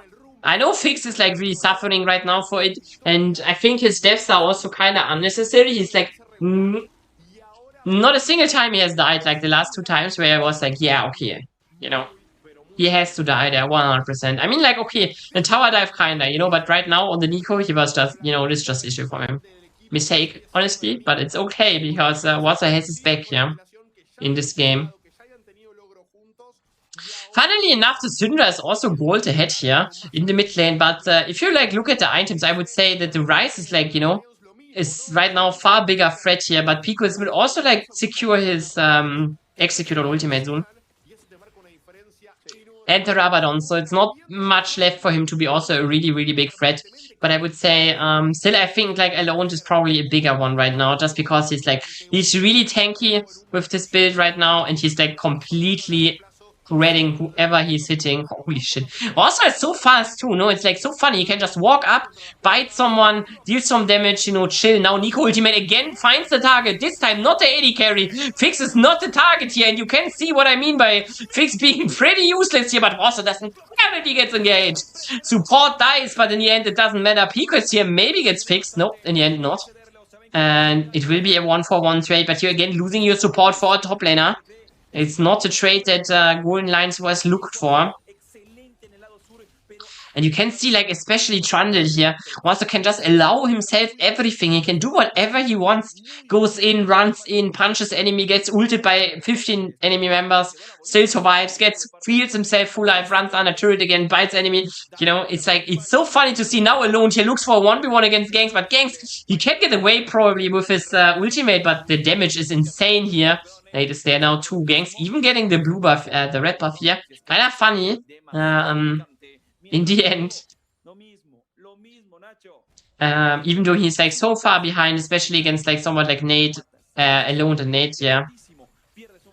Also still, you see, he's just completely no respect here for his opposition, just runs in most gold in the lobby here. Gold total. Puts him at 13k right now.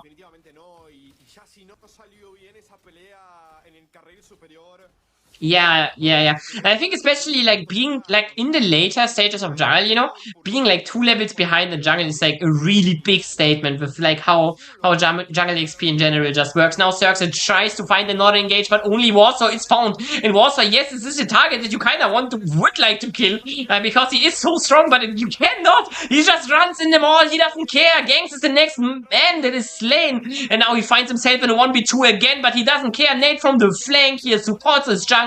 In the end, Brian, the only one left alive, but they're chasing him down. There's nowhere for him to go. Soon a pillar will follow, or a rune prison, or just a bite. And with that, Exterminio for the side of 9ZG, having a fantastic series so far.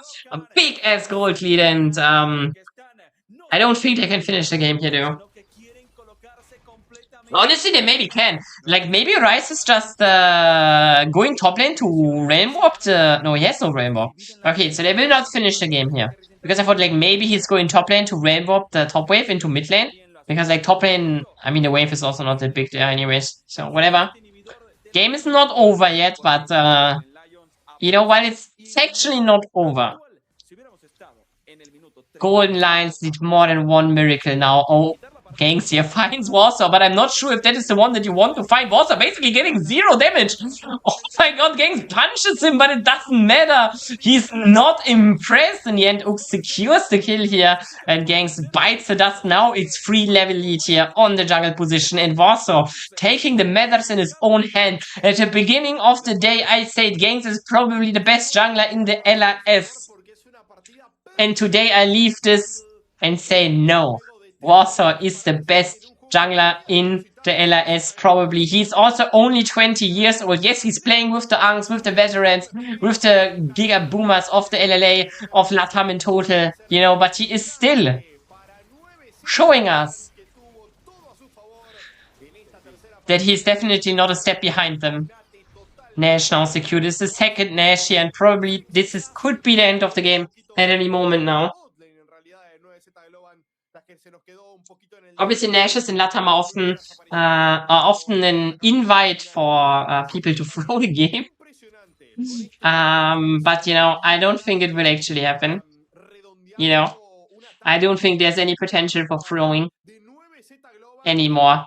I think 9ZG, they will put the nail in the coffin now, the final nail, and they'll secure themselves probably a ticket to the CBLOL 2027 promofication against Los Grandes and also Estral Esport already secured. And Golden Lions, they will probably have to, you know, they get sent back home and they have to improve here, honestly. Like, it must be said, you know, they have to, you know, really put up some levels up. Because, like, I think, like, you know, if you think about if your goal is winning the LRS, you know, then you definitely have to play better than Golden Lions is playing today. But if you want to do damage in the 2027 promofication tournament, this is definitely a lot harder than winning LRS in the first place. So for a team like Golden Lions, they have to use the next week that they will have before the next game will happen. They have to use this deeply to get better here. Oh, we see 9ZG already looking, and they're still playing 3 lanes, but Nate on top lane, we're not seeing it right now, but he's in a 1v2, 1v2, 3v1 now soon, but he gets the first kill immediately. He will be taken out by the ultimate, but it doesn't matter. 9ZG, they're killing Brian here in the fountain, basically. Yes, you killed Nate on the side lane, but who cares? If you kill the top laner again, when their nexus will be fallen. 9ZG, they're getting the ticket to a shot for qualifying for CBLOL. They're getting their ticket for the LRS Playoffs Finals, and they're getting a very, very convincing 3-0 here today, with 2 very stompy games, only 1 even game, and they definitely showed Golden Lions their place here tonight. GGVP. Our first finalist for the LRS is with that secured. On the other side, Golden Lions, they're not out of playoff sets. They're getting sent into the lower bracket finals against Mace Gaming next week. And with that, it is today. I think, like, who is MVP of last game? If you even have to ask this question, you probably have not watched it. 100% the MVP here is going into the hands of Warsaw. What a masterclass here from him, and what a jungle diff from him too. That being said,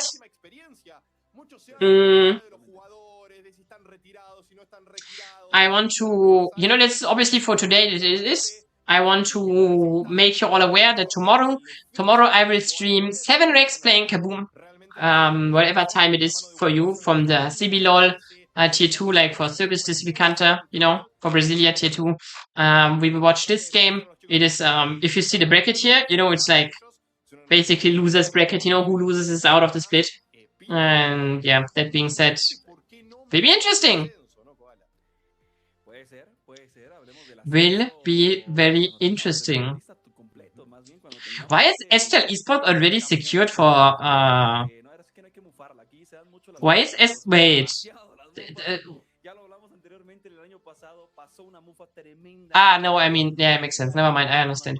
Yeah, never mind. So we will watch this tomorrow, and then next week we watch LRN and LRS lower bracket finals, and as well as the Wednesday game. Is there even another Wednesday game? Yeah, and we will, next week we will also watch Estral Esport against VKS Academy. Holy shit, that's pretty hype. Next week will be banger. But yeah, that is probably it for today. There will not be much more happening. I will now rate another person. If you have enough viewers, I will rate another person. If you have like cringe, okay, I think we have enough viewers. I will rate a European pro player that I really like. You know, if you want, you can drop a Dino Dance. If not, then not. Besides that, it was great to see you, and we see us tomorrow again for the CD playoffs.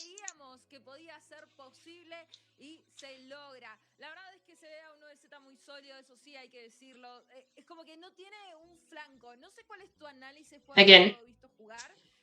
Yep. I'm very thankful for watching you today.